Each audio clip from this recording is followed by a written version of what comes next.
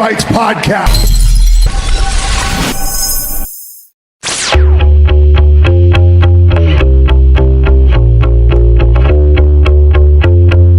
I went down and visited Skeeva. I got to see that maple leaf tattoo on top. Really? He showed you that? He hasn't even showed me that. He let me smack it.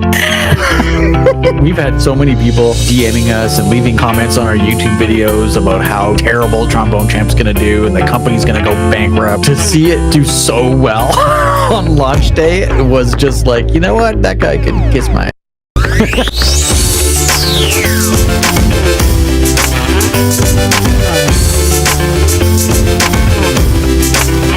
You look, you lose 85 pounds, you shave your beard, you put some glasses on, people are like, oh, it's not even, you don't look like you anymore. Yeah, get fat and grow a beard.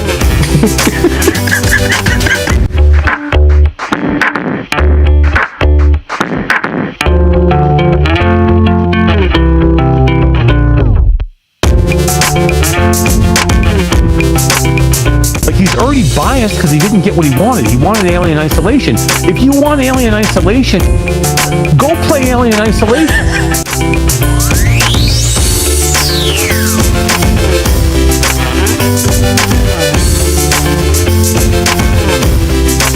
I very firmly believe that there's many games out there that are ethically great flat games that are absolutely better in VR. Not every game.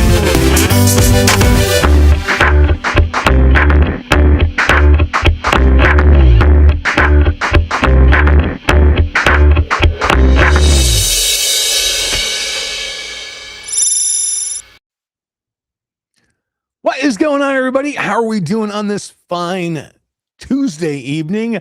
My name is Eric, and welcome to Reality Bytes. We are a weekly gaming and tech podcast that airs sometimes live at Tuesdays at 9 p.m. Eastern Time, where we broadcast simultaneously to YouTube, Facebook, Twitch, Twitter, TikTok. We still are in Kick. I have no idea why. But if you cannot catch us live, you can always catch us afterwards on your favorite podcast platform. But before we go any further, let me say hello to my partner from the great arid Arizona desert. My man with the plan, the man who always wears the flannel shirt. That would be Skeeva. What's up, man? How are you doing? What's up, buddy? I'm pretty good, man. I'm trying to keep cool here. It's pretty hot. But it may be hotter in Europe than it is in Arizona right now. Really? Which is insane. So yeah, so we were hanging out with our team today. Over, like, a lot of them are like in France and Belgium, in Miles Dyer in the UK, and Tom in Amsterdam. 106 degrees in France today. Wow. That's wild. Like all-time record of temperature. 106 degrees in France. Dang, man. And 90% of the people there have no air conditioning, by the way. Oh, I didn't know it got that warm there. I don't think it usually does. I don't think it usually does. I mean, it's 108 here, but I mean, the sun's already halfway down, like, so it's cooling off already. It's cooling off at 108, but yeah. It's getting to a balmy 108 degrees. You're cooking yourself in an oven, basically. Gotta get my hoodie. It's down to 108. I got to put a hoodie on. Oh man, what is going on, everybody? Thanks for coming and hanging out. Skeeva, I got to admit, it's been a minute, man. It's been a minute since I've been behind the mic. It's been a minute since I did a show, and I'm excited to be back. But damn, it's I don't even know how long it's been. But it's been a minute since you've been home. It's been a minute since I've been home. Been traveling a lot. I don't remember the last episode we did together. Me and Todd. It wasn't even Todd. Was it here? Was it me, you, and Z Storm? Z maybe. I think we had Z Storm on. Yeah, it's been a minute. It's been a minute, man. It's been a minute, but I'm glad to be back. I'm glad to be back. We're going to talk some cool stuff tonight. I want to hang out with the chat a little bit and say hi to everybody. I want to talk a little bit about this VR game showcase that we had today and go through all of that and some of the games that were announced. I want to talk a little bit about AWE, the Augmented World Expo that you and I and Jasmine had a chance to attend last week. That was pretty cool. And yeah, I mean, biggest thing, I think, just being back and doing this, I want to hang out with you a little bit. Talk a little bit of gaming, talk a little bit of tech, and then maybe talk to the chat a little bit and see what they want to talk about and take it where it goes. Sounds awesome. You know who loves taking it where it goes? Yeah. Oh crap! I don't have my button set up. Wait a minute, you don't have a button? No, I think I set it up like Yes. like a month ago, and I don't even. It's not. I don't even know. I I don't know guess which I button it fired is. Todd prematurely then. Maybe, I guess so. maybe Dang it. I fired Todd way too soon. I should have kept him. you should write him back and be like, just kidding, you're not fired. I was just playing. Kidding, Todd. You're back. Yeah, you're back in, man. You're back in. Todd is off tonight doing some family things. He's about to head away on a vacation. I don't want to say where because I don't know if he wants everybody to know where, but he's about to head out on an epic vacation, Skeeva. He is. I'm pretty sure he talked about it on the last podcast. Did he? I'm not sure. I know he said it was the other side of the world. It's the other side of the world. I guess we'll leave it at that. But yeah, it is pretty epic and a long flight somewhere you've been a few times, and I think they're gonna have a blast. It's my new home away from home. Nice. Seriously, I love it. I spent 5 weeks there last year. I spent 3 weeks there this year. Like, I assume I may have a chance to go back again in the fall for another big expo that's there. So if you can't figure that out, maybe. Colin Loves in the chat saying, "I'm here for the flat to VR juice." Sweet. Who doesn't love the juice? You know who loves the flat to VR juice? My mom. You got to get the button working. I know, bro. I know. Dang. The first night I'm ready to like hit some serious my moms and you don't have the button ready to go. I know. Dang it. Okay. You know what I did have the chance to do, Skeeva, which was pretty cool. I actually had a chance to, since the last time I was on here, I had a chance to get on and do Virtual Strangers. Oh, nice. So Yeah. Roots and Wes and I got back together. We got the band back together and we did a numbered episode of Virtual Strangers for the first time since last year. So they kind of they took a pause. I got really busy, couldn't commit to doing the show as much anymore. Roots kind of lost his love for gaming a little bit and VR, so he was like, I don't really want to feel uncomfortable doing a show. Wes got super busy and had some health problems, that he's talked about a little bit on the show. So it just kind of backed away a little bit. And now Wes was doing some episodes of Strangers in the Night with D and Looper, the Game Cat. But there was no numbered episodes, man. So we were in Vegas for the Game Cat meetup, Skeeva, and Wes cornered me, put a pitchfork to my throat and was like, we're going to do some Virtual Strangers when we get back, huh? And I'm like, I guess.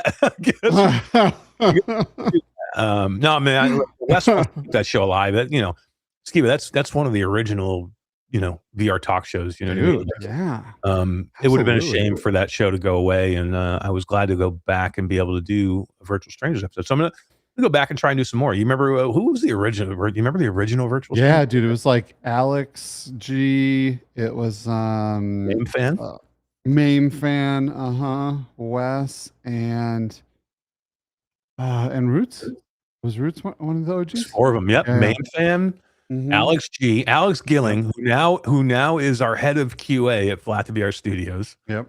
Wes and Roots were the original 4, and then it was just Wes and Roots for probably about maybe like a year, maybe or something around there, and then I joined right after that, and then I think we were the longest running, the 3 of us together.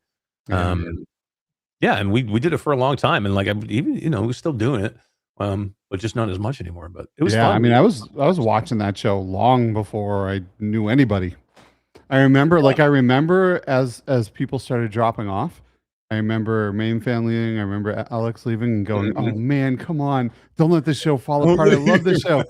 And then I remember you coming on and going, "Who the heck is this guy? Who the hell is this dude? Where'd you come from? New guy, right?" Yeah, because you and Alex were doing Between Realities at that point. Not back when Main Not when they fan started, but when I came on the air, though. Yeah, I think so. We probably were on at that point. Yeah. Yeah, you had to be. You had to be. And there was some good podcasts back in the day. Like, there's not many left, man. That's why I don't want to let this one die. Like, we take some pauses, and you and Todd have been like literally carrying the torch, man. And I appreciate it. Like, you and Todd have been doing some good episodes of the Nerd Talk together. But what's up, PD? I do want to say PD says like I'm off to bed in 5 minutes. So I do want to say let's call out PD. How you doing, PD man? Thanks for coming. It's 2 a.m. for PD. He said a couple things in chat. He said he can only be here for 10 minutes because it's 2 a.m. And PD also said only VR games. I get me excited in the show was Flat VR titles. Ah, man, thank you. I appreciate it. Aw, We're going to talk thanks, about some dude. cool stuff. And he said, only 3 native VR games interested, Bramblefort, Rustmore, and I Am Your Beast. Hell yeah. I Am Your Beast. I Am Your Beast is going to be a killer. We'll talk about some I Am Your Beast. And I'd love to give some background on that and tell you guys all about it a little bit. So that'll be fun. Maybe we'll have a little bit of, maybe we'll have a special guest later stop in for a few minutes too. So it's going to be a fun night. But thanks for coming by, PD. But yeah, Skeeva, early podcasts for me. Early podcast for me was Anthony, VR365. Good one. And that was the second name of the show, remember? What was the original name? It was the VR Games List or something like that, didn't he? Yeah, it was something like that. I can't remember, but he ended up changing it because he was doing a show every single day. Right, he did a show every day, which is insane, dude. Like you knew, I'm like, dude, there's no way that's gonna work, you know. But he was also the first guest we ever had on Between Realities. Really? Yeah, he was actually our first guest, and it was a pre-recorded episode. And because it was pre-recorded, we didn't notice that there was a problem with his audio input, and we didn't get to air it. Oh no way! So you have an episode that you recorded that just was dead.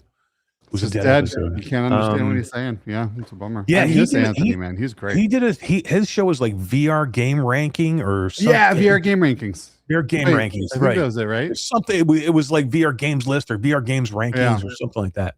Anybody in the chat who's an OG who knows what Anthony's first for a free copy of the game of Flat VR game of your choice, whoever can come up with the actual name of that show right now, you pick whatever it is, as long as it's a game I can give you. And then there was a time that me and Anthony and Roots did a podcast for. I remember that podcast, dude. That was the other side, or what the hell was it? That was, let me see. That was Dark Frequencies. Dark Frequencies.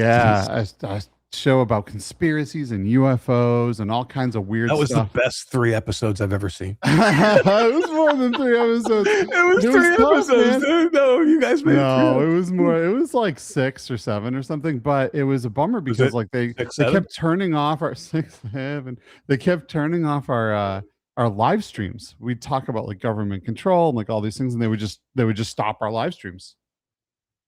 And then it was crazy. Like the man, you know what I mean? Big Brother. Nobody likes the man. Nope. Nobody likes the man. Screw the man. Okay. I'm trying to think of some others. Anthony, VR365, Between Realities, Coffee and VR. Oh yeah, dude. I missed that show.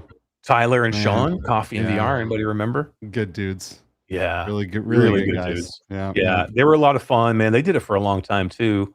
They had a really good following. And then MRTV did a podcast for a long time. It was Sebastian and for a while Tatiana was on there.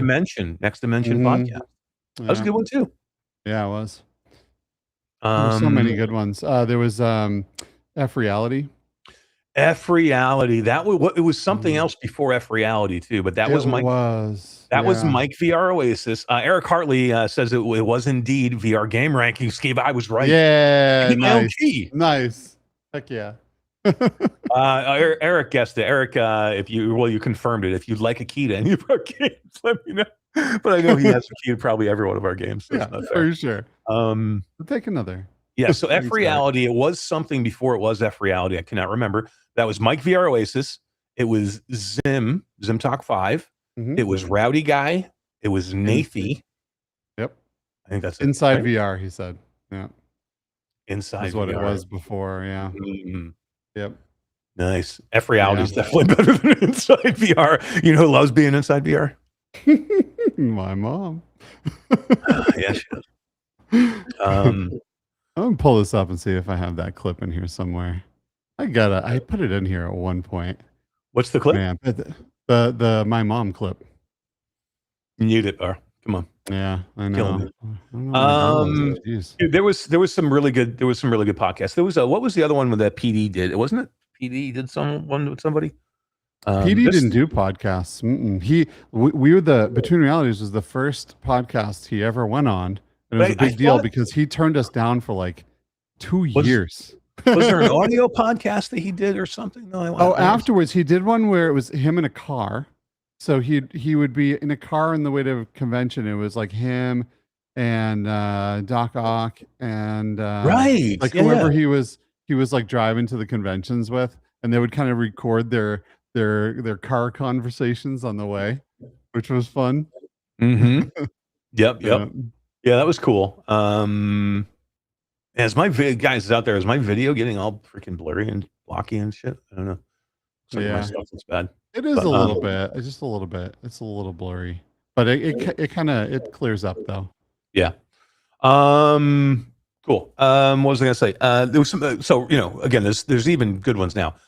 Damien and Brian Ruffy do Rough Talk podcast. It's a great. I podcast. love Rough Talk. That's great. That's good Yeah, stuff. it's a great podcast. Does Samson still do his?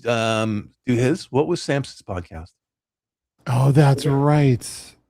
Samson VR had a podcast. I can't remember who he did it with. Yeah. Crap, I can't. Oh, there's Paradise. He did the backseat car podcast. Yeah, that's right. Myself and Doc Ock. Yeah. Recentered is the one I've been thinking of. Trying to think of. Yeah. Thank you. Recentered was a good one. And my favorite of all time was the VR Roundtable. Wait a minute, hold on. It wasn't Q2C VR Gamer? Well, obviously it was Q2C, but after Q2C. Your second favorite. Oh, because VR Roundtable was the original. It was like there was two OGs. There was VR Roundtable, and it was the one with Buck and Doc Ock. Oh, what was PSVR Frank on? Oh, he just had a channel, the Frank Show. Didn't Frank? I thought Frank was on a show though. Was he on? Did he make the first original virtual strangers? No, he was with Mike VRO and Nathie, I believe, at the very beginning of Inside VR. Oh, maybe. Sure. Mm-hmm. Let's talk Oculus with Dan and Samson. Yeah. Oh yeah, and let's talk Oculus. Yep. Good job, Inferno 9. Yeah.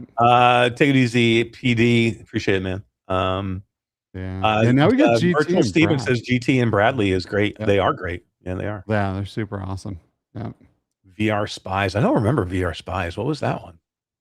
No, that was the one with Buck and Doc Ock, and there was a few of them. Don Hopper, VR Gamer dude. Oh, VR Gamer dude. Yeah. Mm-hmm. Yeah, it was VR Roundtable and VR Spies. Those were the OGs. Very cool. Vivian had one too. Vivian, shouldn't she have one? The Colettos or something like that? That's her team. That was her team, right? But what was her? What was that one called? Crap, man. Oh geez. Dang. Jasmine had one for a short period of time with her and Adam Bombardi called VR and all that jazz. Yeah, all that jazz. Yeah, with Jasmine Lehman and Jasmine Leniza. Clever name because it was Adam Bombardi, who's also Jasmine. That's funny. Yeah. Getting things done, man. Absolutely. Still getting it on with one of the best VR podcasts in current times. That is a good podcast. Mm-hmm. Yeah. Cool. Well, what a walk down memory lane. It was cool. I like it. Look, the podcasts there's a lot of them have gone away. A lot of cool ones are still here, which is great. I love to see it. So hopefully we'll get a few more that pop up along the way. Skeeva, I might bail and come back. Because my internet clear up again. Is it starting to clear up? Okay, maybe I'll stay a little bit. Yeah, you go a little blurry and you come back. Oh, there you go. You just went blurry again. Yeah, I'm gonna come out and come back in and close a couple things and then come back in. Here's what you can do on your own. I have faith in you. You can hold down the fort right now. Oh, I'll hold it. You can do this. I'm gonna just chat with the chat. Yeah, just chat with the chat, man. All right, I'll be right back. All right. Yeah. Yeah. Eric Hartley talking about the Hive with Vivian. We just saw Vivian at AWE, which was great. Viv's doing well. She was so much fun. She had a great talk show. I think it was in VR chat or something like that. It was in one of the social platforms, which was really, really good. And Cross Button VR was another good one. Absolutely. Heck yeah. Frank was on Inside VR. Yep, that's right. He was like the original with Mike and Nathie, I believe, which was super fun. Oh, VR with Jasmine in the chat. What's going on, Jess? How's it going? Yeah, I man, I miss those days. I miss VR 365 and a lot of those old podcasts that really got me into the space. Oh yeah, I think it was an alt space. Yeah, it was an alt space. You're right. You are right. Let's see. Oh, I think Eric is back. There he is. Hopefully it's better. Who knows? Yeah, you're looking good. Who knows? You are HD for now. Let's see what happens. I went on Virtual Strangers. It was like 2 weeks ago, and did that show I was talking about. And literally, Skeeva, my Go XLR would crash every for like 30 seconds. So either what would happen is I either would crash my headphones out to where I could not hear what they were saying, or it'd crash my mic up in order to hear it. So I literally was having to constantly reset and reopen the Go XLR. Jeez, that's a bummer, man. Yeah, I can't touch mine. If I look at it wrong, it crashes, which is a bummer. It is my favorite soundboard, my favorite piece of audio equipment I've ever had. And then they went out of business. They don't support it. I know, anymore. right? That really stinks, man. I bought another soundboard too. I bought the one Todd has, but the one that supports more mics. And anytime I am on with anyone, they complain of echoing, and I was never able to figure it out. So it's in a box somewhere. Yeah. Box it up, send it back, send it over to me. Box it up and send it over to me. I'll fix it. So you can have the echo issues. Yeah. Pass it over to you. All right, Skeeva, let's we did the walk down podcast memory lane. Let's say hello to the chat, because I haven't done that in forever. We kind of stopped doing that, and I want to say hello to chat because it's been a while since we've been back, and we'll do that, and then let's get into some stuff with this VR game showcase, because it for sure. Real quick call out. Someone said, "Have you mentioned Without Parole yet?" And the game. Shit, how did we miss that? Heck oh my god! Yeah, incredible podcast. It's been going forever. Yeah, and look, one of the biggest, like still probably the biggest, the biggest podcast. Like I think Brian's got over 100-some thousand subscribers. He gets well over, he gets hundreds of live viewers every time he goes live. 3 great hosts that work with him, with AJ, Miles Dyer, and Wes. I mean, that's a great freaking show, man. And then to be able to do it 3 days a week, shit, I can barely do this thing like once every 3 months. Can you imagine doing 3 shows a week? I know, that's super wild. Brian's so awesome too. He's got like the best podcasting voice. I could listen to Without Parole as I go to sleep. And just he does, because he can just talk really soft and hey, he doesn't have to raise his voice like I do. He can just do it. He can do it quiet. He can do it quiet. I can't do it that quiet. You know who loves when you do it quiet? My mom. And I cannot find the button. I have to I got to get that wave clip again and stick it back in there. Dude, I don't know when this came in, Skeeva, but we have a $20 super chat from Poppin' Fresh 2928. Says, welcome back, Eric and Skeeva. Are you guys going to talk Steam Machine price pre-order news during the show? We weren't planning on it, but we probably should. We probably should, because it is very interesting, and I think we should touch on it for sure. Yeah, no, I'm down. We definitely should. I would love to talk about it. I'd love to talk about Steam Frame a little bit. We should. I like to talk about the Steam controller, but I can't get my hands on one. I can't either, man. I was there the second it went live, and it kept crashing, trying to buy it, and then after I got a thing saying you want to be on the wait list or whatever, and it says estimated delivery for the wait list is 2027. I'm like, what the heck? Are you kidding me? Ridiculous. What? Ridiculous. Honestly, it doesn't even really matter to me, because I don't want to get back into Manba again, but my Manba controller, I love that thing so much. I do not want to stop using it. So I am not even itching anymore to get a new controller. I'm with you, man. I know you guys talked about the Manba one.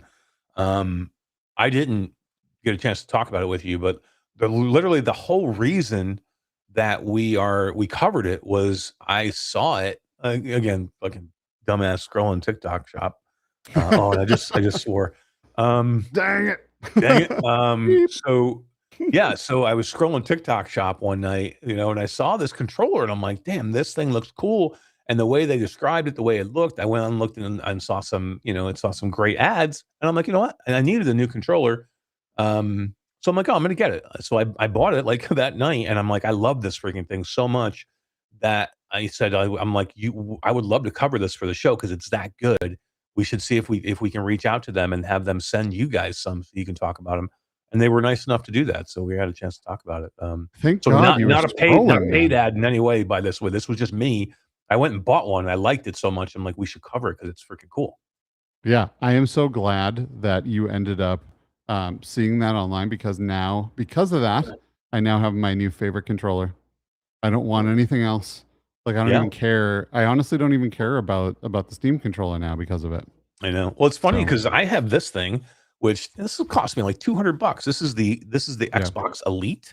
It's the one that's like very heavy duty and it's got the paddles on the back and everything. You know, it's a beefy controller and it's been great for years. But the buttons were starting to get a little crappy on me and I was getting a lot of drift. So it's like, I want to like get something a little bit better. And this was cheap. It was $70 or something like that with a dock. It was pretty cool. It was pretty cool. Skeeva, look at that thing. I know. It's so great. It is legitimately. People are going to think that we're getting paid by them. Like we're not. I promise you, we're not getting paid by them. Literally, I know. Which is cool. Like I liked it. Yeah, Skeeva, I it's think so we rad. I think we have a guest here. Oh heck yeah! I think we have a guest. Let's bring somebody in and say hi. And this is probably a good time for us to transition into Showcase because it was a cool day for Showcase. Well, welcome back to the show. VR and all that jazz. Oh my gosh, no, Eric, we've moved past that. Hey, everybody, how great is it that they're live today? We don't have too many more live podcasts anymore in the VR space, so can we just like give some hype in the chat for how awesome it is that they always make time to do this? Hey, just so you know, Jazz, you have a different mic selected than your SM7B. Oh yeah, I was gonna say that to you. You sound a little far away. But either way, we're glad you're here. Yeah. Well, the reason that we were, I said VR and all that jazz is because we were kind of like reminiscing about all the different podcasts that are out there, and we mentioned VR and all that jazz with you and Adam Baum. Is this better? Yeah, that's better. No camera now, but yeah, your audio is great. but your mic is great. I can't deal. There you go. This is why I don't do live. I'm not great. It was good though. I mean, thanks for saying that. Like, me and you talk about it all the time. It's not easy doing these live podcasts anymore. But Skeeva and Todd have been holding it down, like literally doing episodes every week and recording episodes. They've been killing it. We've missed some weeks, but it's been great. I like talking nerdy with Todd. He's fun to get into AI with and stuff like that. So yeah, it's been cool. We obviously miss you though. Yeah. Well, we're back tonight. Jazz, welcome back to the show. What's going on? What's been going on with you? I'm so tired. I don't know. It's not like we did a showcase today and had like 7 freaking VR games in there. Did you know that there was only like a little bit over 20 games in the VR game showcase and we did 7 of them? Yes. Yes, definitely. Tired. Very tired. Yeah, let's you want to go through a couple that we did. We're gonna go through the whole list because there was some good games in here that, especially like Breacher's Outbreak, I want to talk about. ExoShock again, I want to talk about just because they're the new RoboQuest. They're gonna have their game in every showcase. Outlanders look pretty cool, but let's talk about the Flat VR stuff since Jazz is here.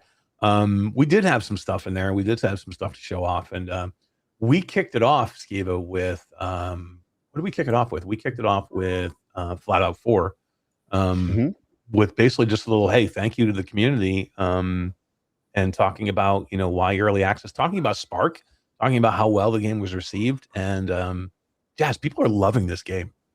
Can I talk about the launch of this game and the HE double hockey stick? I think we're not allowed to swear anymore on YouTube. Yes. That me and Skeeva and team had to go through. So with Flatout, obviously it's a PC VR game and everyone has a different PC and a different headset and different controllers. What we did not account for was the fact that everyone would have different wheels and pedals and different combinations of wheels and pedals. And it was like this launched and it was just like Discord was like red with messages of like, this isn't working, that isn't working. And we're just like, oh my God. We tested it on the most like important ones. We just didn't think that people would have the most odd combinations of everything possible together. And I'm just like, Skeeva, please help me, because Skeeva's obviously way better at all this tech than I am. And Skeeva's just drops everything. And he and I and Elliot and other people, this was while Eric and others were overseas at Bit Summit. We were all home and we were just like, we got to hold this down, do everything possible to help everybody. It was a Herculean effort. And I'm glad that we're now able to have over 200 combinations of wheels and pedals that work in that game. So we've done a lot to that since it launched. And yeah. Which is wild because I had no idea that people would mix and match like pedals and wheels. They would buy a wheel from one brand. Yeah, a wheel from one brand, pedals from another brand, and a shifter from another brand. I didn't even know that, like, not in a million years did I think that was even a thing. But it is, and now we support it. Well, here was the biggest thing too, and Jasmine, I think you were, you know, what you didn't say was like but the only way to figure that out is like you had to corral and herd all of these people into Discord. So it's not just like you get one message and you fix everything. You then have to get a message, people saying my wheel doesn't work. Then you have to go reach out to them, say, hey, your wheel doesn't work, but we can't fix it ourselves because we don't have your wheel set up. Come over to our Discord, tell us what you have, tell us the setup, and then we'll work with the developers and the team to figure out if we can implement it. So there's a lot of hand holding in there. It's like it's not one simple thing. It was a very crazy launch. I think that was the most intense one we've done yet, to be honest with you. And I'm happy that we were able to help a lot of people and continue to help everybody. Now we're seeing people talking about their sim rigs. They're like, get my like $2,000 sim rig working. I'm like, dang, where'd you get all this money? How are you just like sitting there with this like thousands of dollars sim rig and all the other things that people have in their house? It's crazy. The photos that people send of their setup at home, I'm just like, wow, I thought I was a gamer, but man, you see these people. I mean, Eric, you don't even have these things in your house, and you have freaking arcade cabinets in your house. You don't even have a dining room. You just have an arcade cabinet, an arcade room for anyway. And now also on Reddit, it's been crazy seeing all these people posting about how they're like, you know what, I've been wanting to buy like this wheel and this pedal, and this is it, I'm gonna do it. And they're just like dropping hundreds of dollars on equipment to play this game. It is unreal, and it's really it's what's made it so fun to keep working on. Can I just say that I legitimately would I am so jealous of this whole sim rig thing. Like having like hydraulics on your seat and the butt kickers, and like I want to play. Just have Jasmine. You have a butt kicker right here. But man, I want to play Flatout that way. I do. That would be the most insane, coolest thing. Because like, look, like I don't know if people really understand that we love the games that we make, and we make them because we love these games. And we play a lot of the games that we make, right? And like I've played so many hours of Flatout for virtual or Total Insanity VR, and I like it's just so much fun. My family plays it. I had my mom come over a couple weeks ago and stuck her in there. She's 70-something years old. I put my stepdad in there. Everyone that comes over gets thrown in a Flatout, and I want to play this on the sim rig really bad. It was cool. I went to Skeeva's house for his wedding, and literally we had a party at his house. He put everybody that came to the party in the game on his wheel. Oh man, awesome. Do we have photos? Yeah, some pictures. Absolutely. Yeah. Post it somewhere of this. But Eric, you're not allowed to talk about what you were playing tonight and what I was playing tonight. It's forbidden to talk about. It's funny because the past 2 days I've been playing a couple of our games that have already been out there and launched, but playing them in different ways than we've ever been able to play them before. And I was testing, and I'll say this out loud because June 23rd, RoboQuest is coming to Quest. July 23rd. I'm sorry, July 23rd. Thank you. And I spent, today's June 23rd. I spent about 4 hours in RoboQuest on the Quest last night playing and just having a blast. And I literally could have been done in about what I was doing in about an hour, but I really wanted to play, and I got into some runs. And RoboQuest is awesome, and I played it on the Quest for 4 hours last night, so it was pretty amazing. It's running so good on the Quest, and literally, and you can ask Jasmine and Skeeva, is like, one of the things that I said for the Quest is like, look, it's not going to be Steam, it's not going to be PC, it's not going to be PlayStation, but it needs to feel like RoboQuest, and god damn, it does. It feels like RoboQuest. It plays so smooth and so fast and so good. It's so much fun that I spent 4 hours in there. And then Jazz, today before the show, I played. All right, I played about an hour of Trombone Champ and played the Disney DLC. I played it for longer before Eric. You did because like literally, because like, you know, look, we're in production of this right now, and you know, we have test versions, we have developer versions out there, they're working, and we went to go in yesterday and literally wasn't working. So I'm like, oh man, we get in and see the environments, they look beautiful, they look awesome, but the music just wouldn't play. So Jazz and I were both like, I just want to freaking play it. So the developers worked their butts off all day to get a good build working so you can actually go in and play the music. So for the first time tonight, in the game, both Jasmine and I got a chance to go in there and actually play this Disney DLC that we have worked so hard to get for the last over a year. And it was, I'll say it, I'll be corny ass and say it was magical.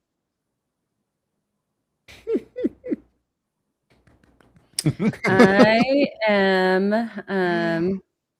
you know, I watched all the Disney movies growing up, of course, and I didn't really appreciate Disneyland until I got older. I know. Well, I was like poor when I was younger. We couldn't even go to Disneyland, so I don't know how I'm going to appreciate something I'm not in. Yeah. What is this facial expression? Anyway, so I didn't realize how much I love The Little Mermaid. Like I knew, but man, being in bleep bleep bleep. I'm like trying not to give spoilers, but being in the game and in the environment and playing like these classic songs from my childhood, I was getting goosebumps. It was really, yeah, I just wanted more of it. So I can't wait for y'all to play it. Was it magical? I'm sorry, I don't say corny words. Too funny. Too funny. It's cool. It was magical. I'm glad we had a chance to actually get to tell everybody today, right? Like we've been teasing it for the last few months. I think people had an idea of what was coming, but to actually be able to say what it is today, it is Disney music, and then to give the list of the songs, and then have our own producer on the game, Magda, be able to go in and like talk about it and like do such a good job, kind of like showing the environments that we have coming with it too was really cool. I was very impressed with how she carried herself in that show. I was like, dang, are you like Walt Disney reincarnated? Because the way that she spoke, especially like her tonation and everything, I was just like, dang, there's like sparkles and magic. There's about to be a bunny coming out of a hat while she talks. It was so magical. Yeah. Steph Masher's in chat. She said for the first time in forever. Was the first time in forever.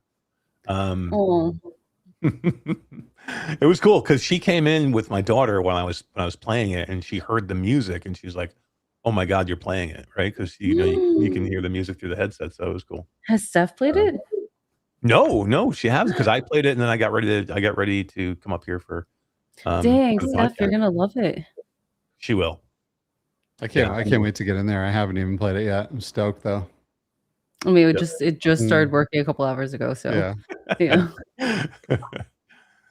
Active development, folks. Active development. But yeah, so you know, talking about Flatout, you know, letting people know that the wish list page and the PlayStation page is up today, and you can go and wish list it. So everybody, if you want to play it on PlayStation, please go wish list it. You know, that will absolutely helps us every time you wish list something. Kind of keep things at the top of the page and at the top of people's minds. And then talking about the DLC, and then Skeeva, we had a chance to show off a little bit more of VRacer Hoverbike, one of your favorite games. Dang, man. I absolutely love VRacer. It is such a futuristic, amazing sense of speed game that runs so well on Quest. And It has a Tron mode. For anyone that's out there that's played this game and didn't know that you can just set this to Tron mode and play every course that way, it's not called Tron mode. It's like, but it's Tron mode. I think kind of, sort of. So it looks amazing. I love that art style. Yeah, super cool. Bad Robo 82 asks, is Magda from Poland? And maybe. Is she? I don't know if I want to say directly, but I'll say maybe she is. Maybe. Yeah. Steph Masher and Miss Parswell, Skeeva's wife, kind of saying hello to each other. The VR wives saying hello to each other. The VR wives, heck yeah. Very cool. What is up? How is everybody doing?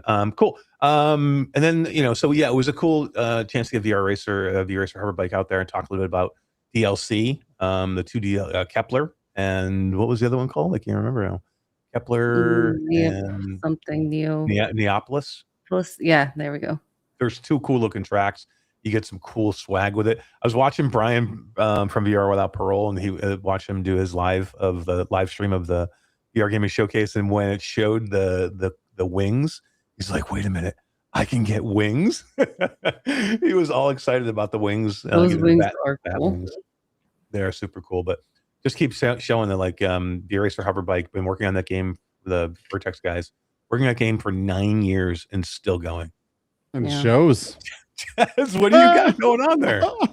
I'm sorry, you were talking about bats? You got your bat glasses? Yeah, these are the Batman edition of RayNeo. That's what I have at my desk today. Cool. Yeah. Oh, that came in just today? No, I've had it, but I was filming this today. Oh man, they got a kick-ass box and everything. Got it. Oh well, that's anticlimactic. Well, that was the box. Wow. you know what I'm going to kind of show a little bit later is I'm going to actually show this finally. from Dbrand.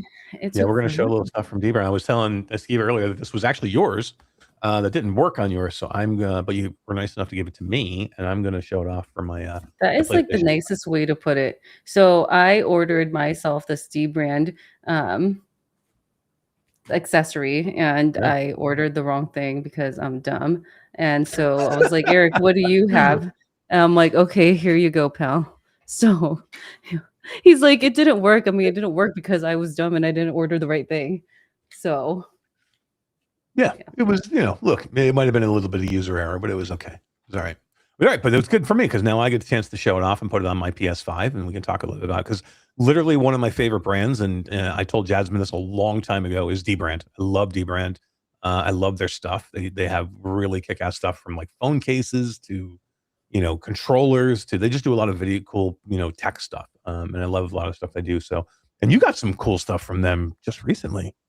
Yeah, it's downstairs, but I got the case for the steam machine. So, and it looks beautiful. It has hearts on it.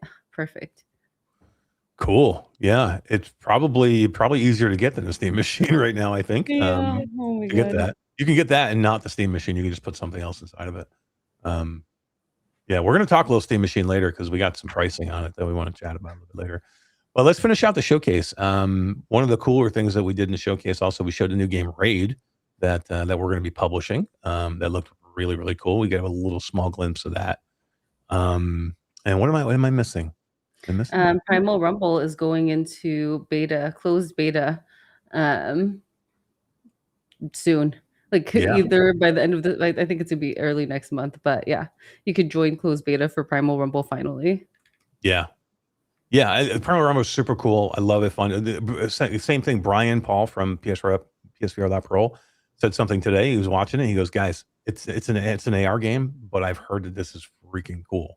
So even he was excited about Primal Rumble. So I'm not sure where he heard that from. Maybe from one of his hosts, possibly. But even Brian was excited about it. Skeeva, there's one more I want to talk about, but I want you to show the video first. Yeah. Let me see. Did you put what I'm supposed to put in here? Let me see. Wait, what am I? Oh, the last one we haven't talked about yet. Oh, yes. Yes. Okay. All right. Let me find the button for the trailer. Oh my God, you're so fired. I know. Todd was ready already. I know I'm the worst. I'm the worst. What the heck is that? Okay. All right. There it is. Cool. Okay. Here we go.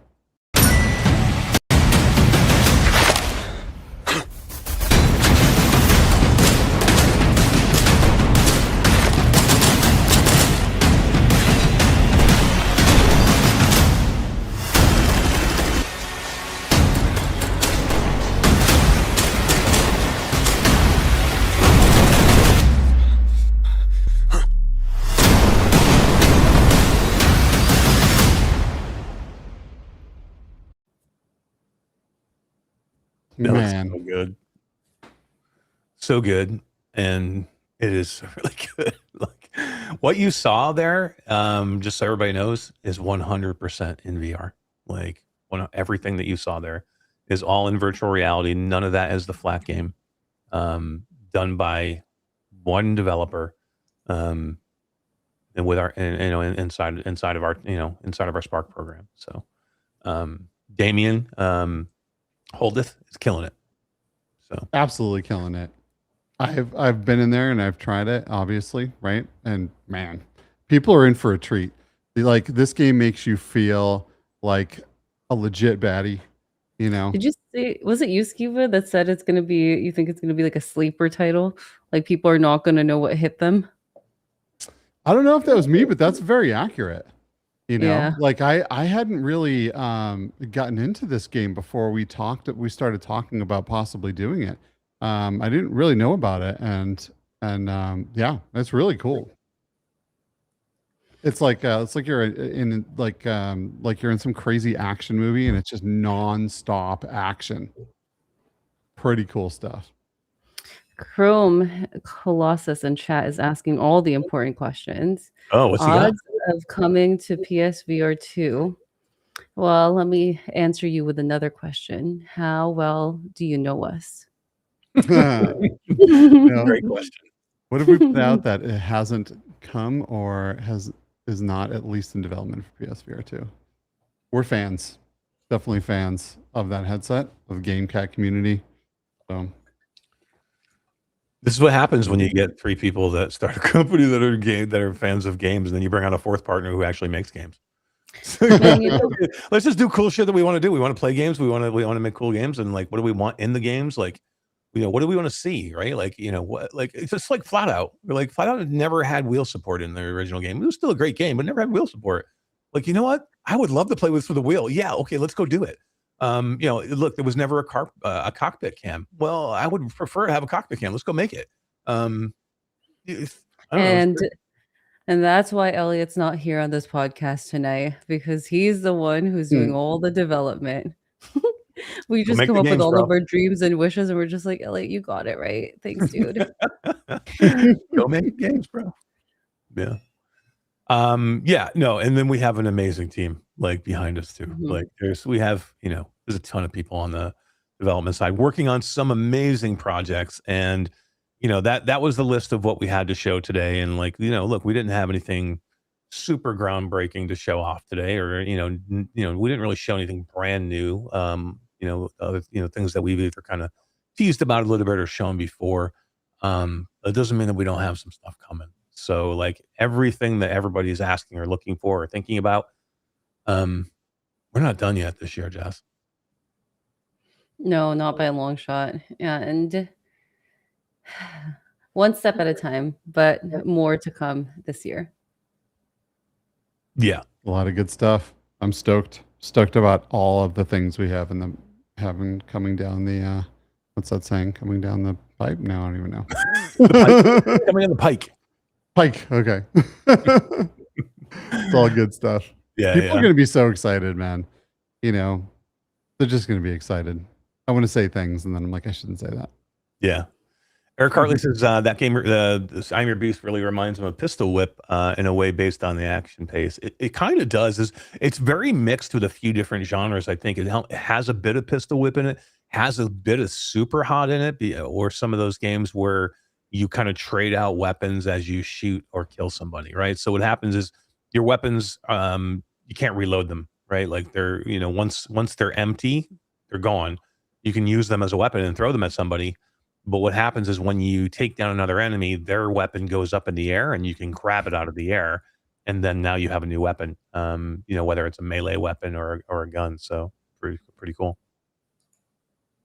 Mhm. What's so funny, Skeeva? What do you got? my wife's in the other room laughing at my failed analogy or whatever you call it, the down the pike thing. Yeah, you were good. No, you were super close. I should tell everybody that our leadership team is terrible at these analogies. Everybody gets them wrong. I know Jasmine did one the other day. I can't remember what it was. It's the try that matters. See how good that one was? It's perfect. Oh man, yeah. You were trying to say like we got to get this across the line or wire or something like that the other day, and I'm like, oh, funny. No, my favorite one is when I say like, better to have a bird in the hand than two in the bush. Stones in the bush. I think you mixed two together right there. I need to stop reciting. I don't know all these phrases, but everyone gets what I mean, so it's okay. A bird in hand is better than two in the bush. And what about the stones? Where does that the would stones be go? that would be kill two birds with one stone. Oh shoot! Why are there so many birds? Why is there two birds in every one of these phrases? Well, then here you go. Don't count your eggs in your basket or something. No, before they hatch. Don't count your eggs in your basket. basket? Why wouldn't you count your eggs in your Wasn't basket? there an egg in a basket or something? Don't put all I your feel eggs like in I one would want basket. to really know bad how at many these. eggs I Yeah, have in that for gosh real. darn basket. And I'm talking quite literally. My whole Instagram feed is just like chickens. It's chickens and collecting eggs from chickens and more chickens. There's lots of fluffy chickens too. They're very cute. Then if you take their eggs, they get broody and they try to peck at you. Flat to VR's new Stealing game. the I am kids. chicken. Coming soon. I am chicken. I mean, why do you think there's a chicken trombone? Right? I'm just kidding. That's not from me. It could be though. Oh my god, too funny. What did somebody just say? I just saw something. Somebody called Elliot Willy Wonka. Elliot is the Wonka to these golden ticket finders. Too funny. He is pretty. real. Elliot's pretty awesome. Flat VR, was a great modding community, and it was a perfect fit when we all came together. For sure, it was pretty awesome. A rolling stone gathers no moss. True. What does that even mean? Do you want moss or do you not want moss on your You stone? usually don't want moss. So then it's good. So you're supposed to roll. Mm-hmm. Yeah, it means basically to keep yourself moving, right? If you lay around about, you will grow moss like a. But what rock. if I think moss is cute? Then sit around, hang out. I mean, it's a great game. I mean, moss is cute. Oh boy. Cute. Cool. So, what did you think about the rest of the showcase, guys? So that we had a good part in the showcase. So it was a lot of fun doing the 7 games. And one of the games that we didn't even, it's not technically our game, but we actually made the trailer for it, and we're doing the PR and marketing was Guardians Planetfall. And little insider hint, I don't know if anybody caught this, but our own and PSVR Without Pearl's own Miles Dyer did one of the voices in that trailer. It's his first debut doing acting out a character in a trailer, and he wasn't sure if he could do it well. But I don't know. Did any of you catch that it was him? Because I thought he did a pretty dang good job. Some of the PSVR Without Pearl community did, because during the live when Brian was broadcasting it live, they were commenting that it was Miles. You know who he sounded like? Skeeva, do you remember Call of Duty? Soap, Yeah. Captain Soap. Yeah. He sounds just like him. Like, I'm like, oh man. But that was a great trailer too. I mean, so much fun. Like that's one of those trailers I smiled through the entire trailer because it was so funny. But that game's going to be awesome too. I mean, basically Helldivers in VR, which is great. What I'm happy about is I'm happy to see that there's still a lot of developers that are working on things. I mean, Squiddo had such a long segment. They had so many things that they were showing off. I had no idea they were working on so many things. Seriously, I thought that we were busy. I'm like, oh man, we better start doing more because we're behind. I don't know how many games did they have? Like 5? At least. Mm-hmm. Some cool ones too. What did they have? So they had they had Wizard, right? Was theirs? Oh yeah, Wizard. That was so funny. Wizard. I think that was theirs. They had Roar, the game with the dragon. It looked like the Mhm. flying game with the dragon. They had Light Keepers, which looks great. They were doing the Transformers one, which I don't know if you guys caught it. That Transformers game was a game that came out on PSVR 1 and maybe PSVR 2, like two years ago at least. Really? Was not super well received. It was a rail shooter. I remember playing it. It wasn't great. Might have been PSVR 2 that came out on. It wasn't super good. I'm hopeful they call this one a Redux. It's Transformers Beyond Reality Redux. So maybe they made it. I'm hopeful, bringing it to the Quest, they did a better job with it, made it a little bit more exciting and a little more fun. They're a very experienced team. They've made a lot of games, have had a lot of success. So I can see them taking something and like spinning it up into something better. I'm Yeah. excited to play it, man. I love the Transformers. It's very nostalgic for me. I grew up with Transformers, so I think it's great. Either way, bring it over.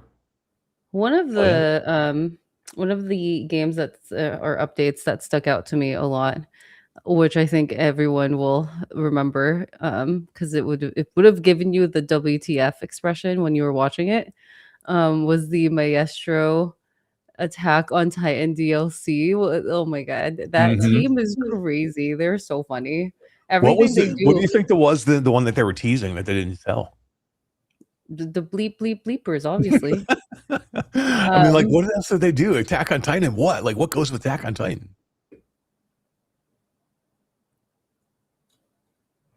Another anime? I don't know.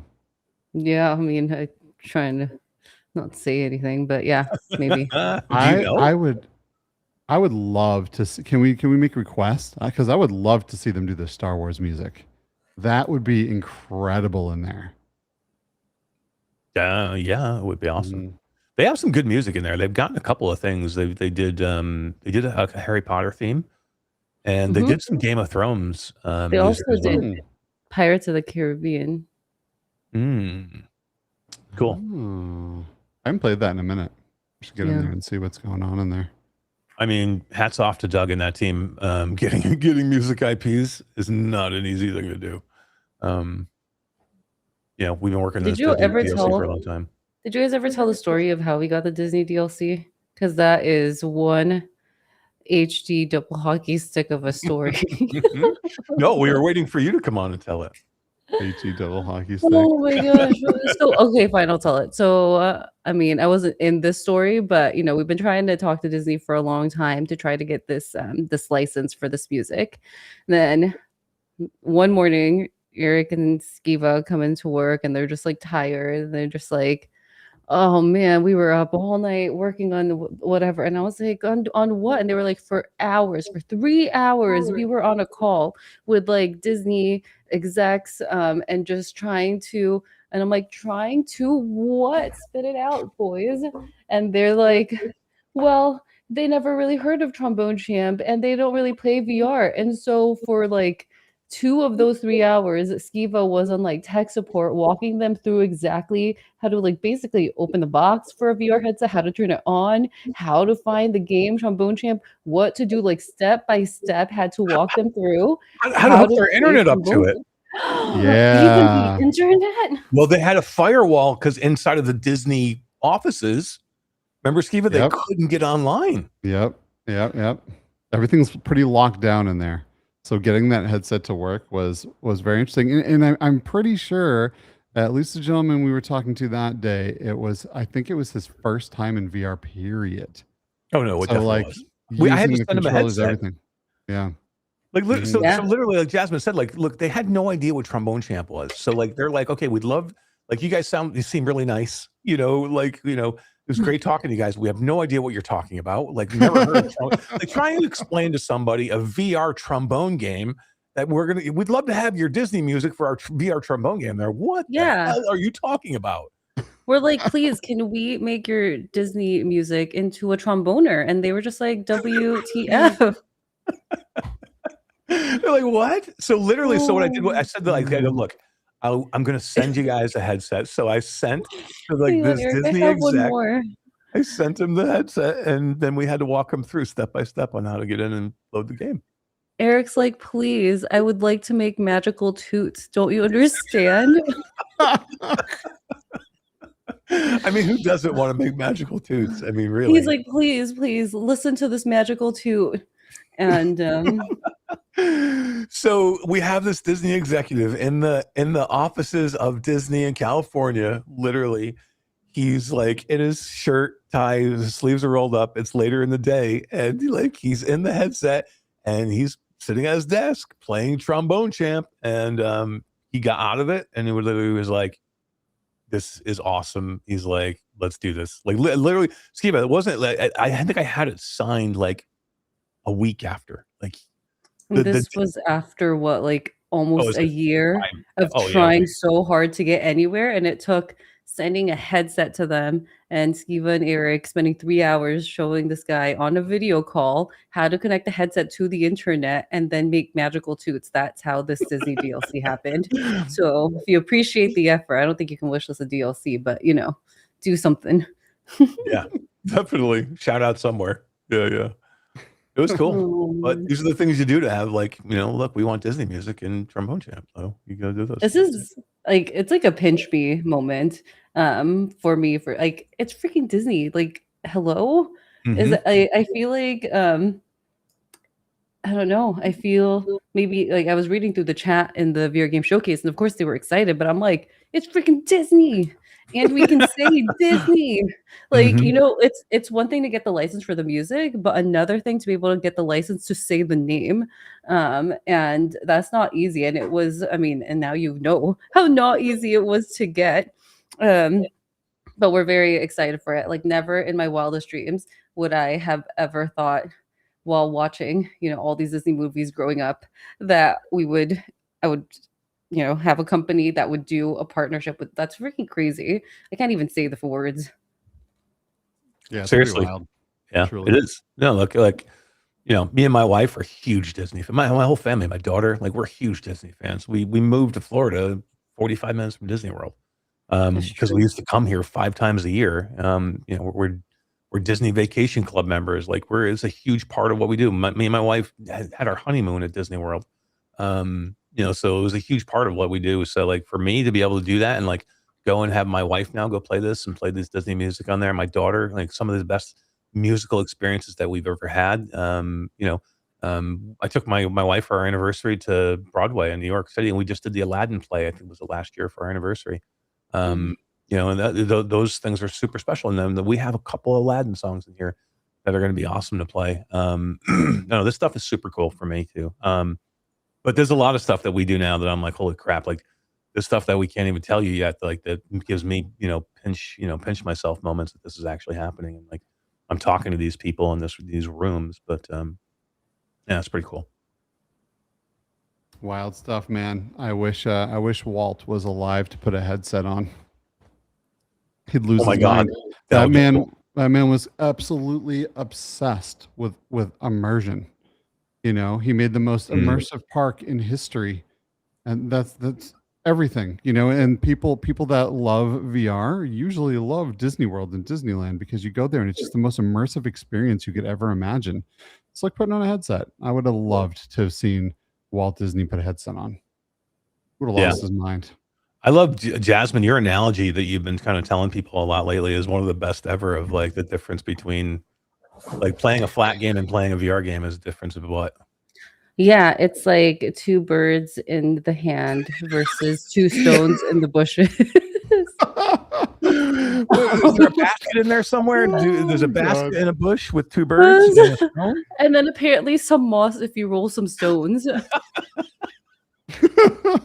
Oh my god! And then we're gonna get this across down the pike.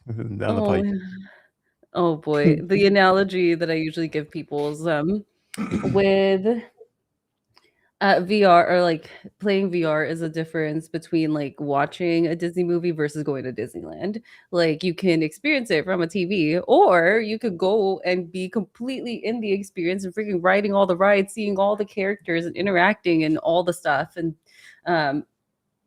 it's just, yeah, I think that's the best comparison that I could think of. Oh my God, Yep. Stephanie Well Masher has the best thing ever. We should be in the revamped Carousel of Progress. We should be at the end. It should be Flat VR Studios.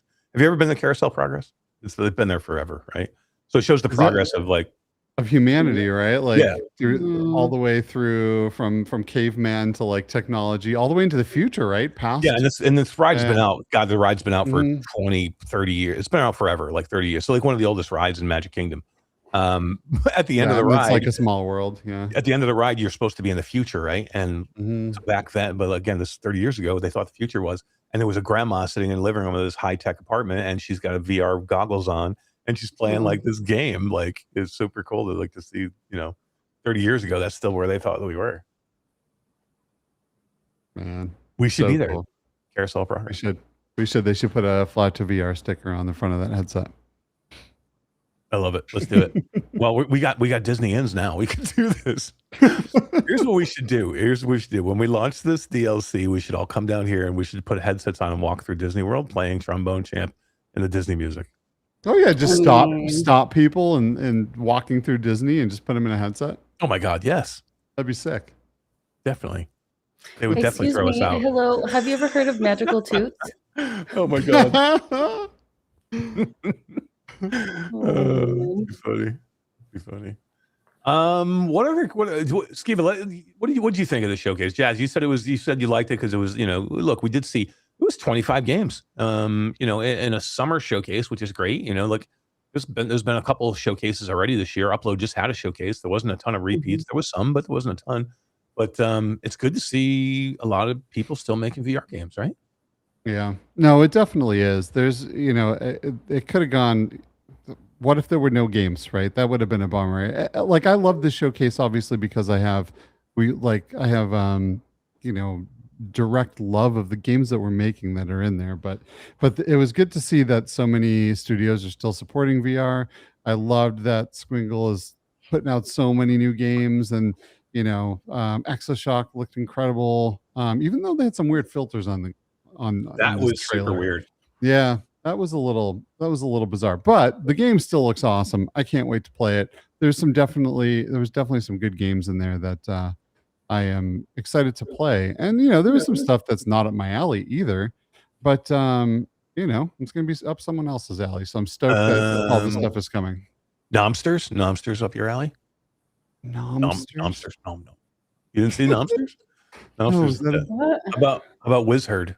Wizard was up your Oh alley. yeah. Oh, come on, Skeeva. It's cool. Hey, I'm glad they're making it.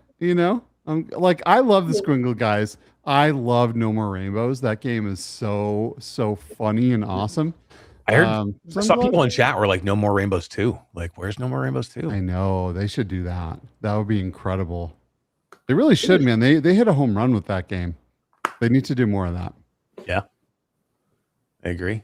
What else do we have? I am insanely stoked to gather all of my friends and go rob some banks in Payday. Like, I love the Payday games, and like to be in there in VR. I can't wait. Like, I know they've shown pieces of Payday now for the past couple of showcases, but give me all of the Payday. I am very excited for this game. Yeah, no, same. Me too. Look, Payday's been always great for years. I'm glad, they're making a game, out of that one. Like, it's something that we've looked into. I think Payday would be awesome in VR. I'm glad they're doing it. You can do co-op stuff like this. Go rob banks with your friends in VR. I mean, come on, that's freaking cool. I mean, so Payday 2, the most popular Payday game of all time, has VR. It was one of the first big games to ever get VR support. And because of that, they were still figuring out what controls should look like. The controls are a disaster. Yeah. They are absolutely a disaster. It's so hard to control that game. So it's really cool to see a built from the ground up Payday game coming, because like, even though they did such a bad job with the controls in the original Payday 2 VR game, like, I still played hours and hours and hours and hours, and so many days in there with friends, like in there with like Z Storm and Tribe and all, and just robbing banks. I mean, it's so good. It's so good. I'm so excited for this game. Me too. Me too. There's a couple I'm really excited for, and we'll jump into a couple of them now. But Jazz, you have to say goodbye. I do. I'm sleepy. But thanks for I'm not coming. Yeah, good. thanks for coming on. Thanks for chatting a little bit. It's been fun. You haven't been on here in a while either. Can I tell you, I'm trying to not use my AC so much because last month my AC, well, electricity bill was the highest it's been since I've lived here. We've been running it nonstop. I'm just like, dang, it's so hot. It makes me just want to like curl up into a little ball and sleep. Can you imagine? I was just weird at the beginning of the show. I was talking about all the people in Europe who it's like 106 degrees in France. Yeah. Do you today. know how hot it is in my house? It's like 75 degrees. I'm gonna die. I gotta- 75.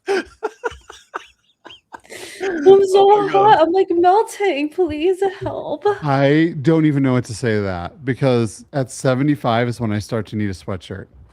Do you know, actually, there was a study done, and San Diego has the second best weather in the world.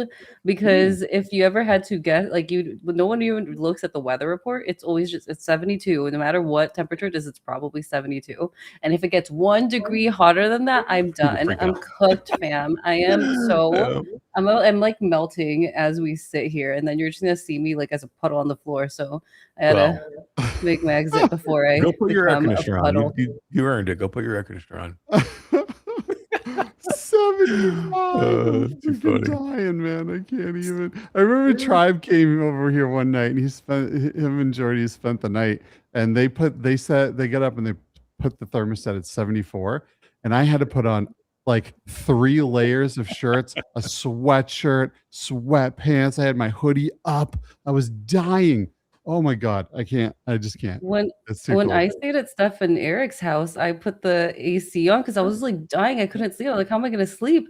I didn't even put it that cold. And I find out the next morning they were like, oh my God. I was shivering, man. What did you set it to? Well, I keep And our it's like house at 70.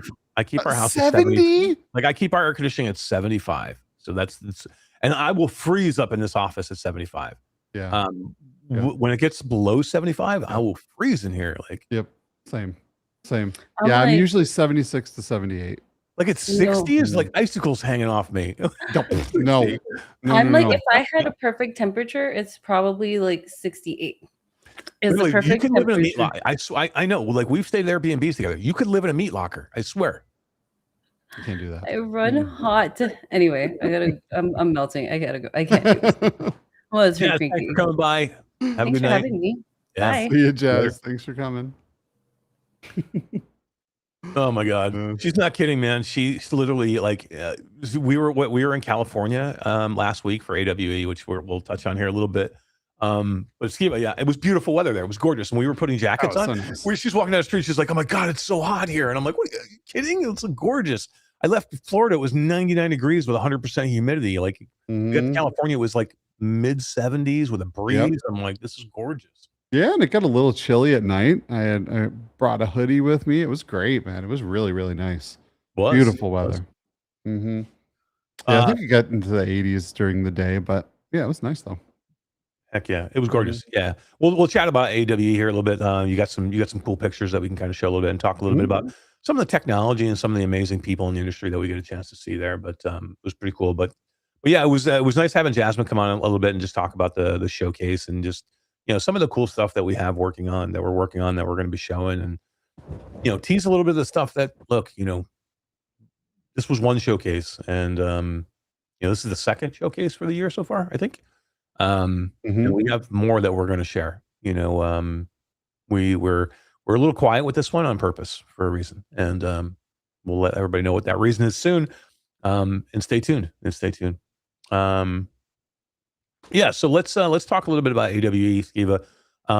There's a lot of expos that we all go to. In the years past, we've gone to everything, like literally every event almost that you can think of that's out there, especially in the US, that there is. But one of the ones that we always enjoy going to the most, I think, has to be the Augmented World Expo, AWE. Used to be in San Francisco.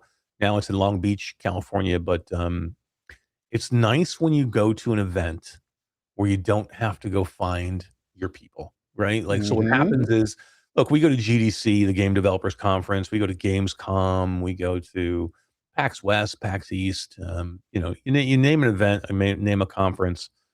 we go to them, and then we have to search out and go find the VR people, the XR people, people working in our space, and then we usually get together somewhere.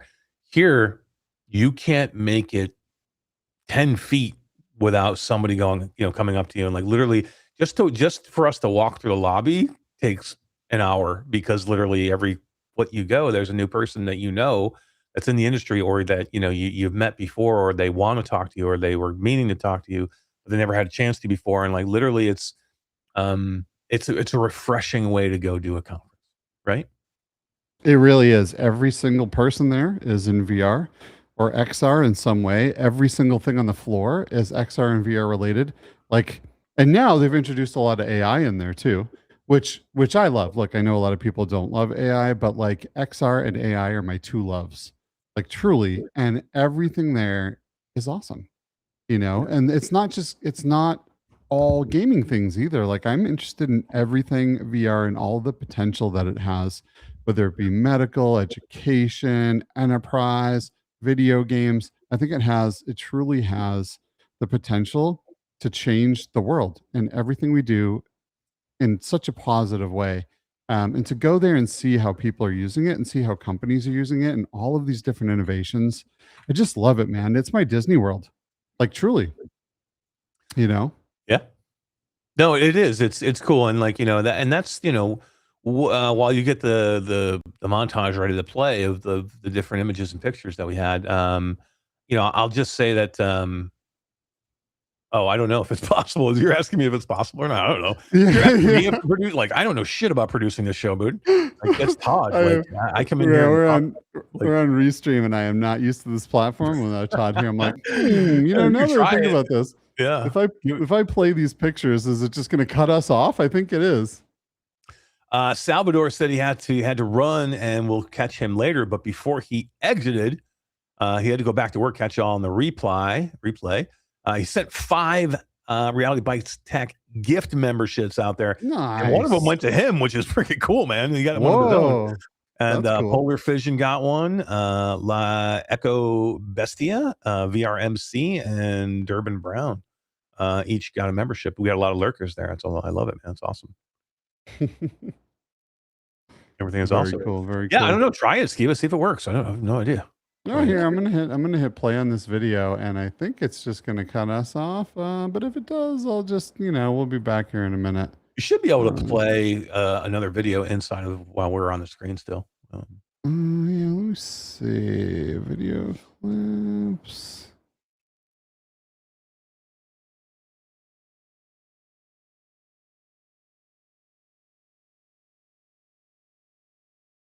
Yeah, no, it's just showing over us. Oh, okay. Well, they don't need, as long as they can hear us, they don't need to see us. You can show the image. It mutes our mics too. Does it really? It does. It totally does. Yeah, look. Ready?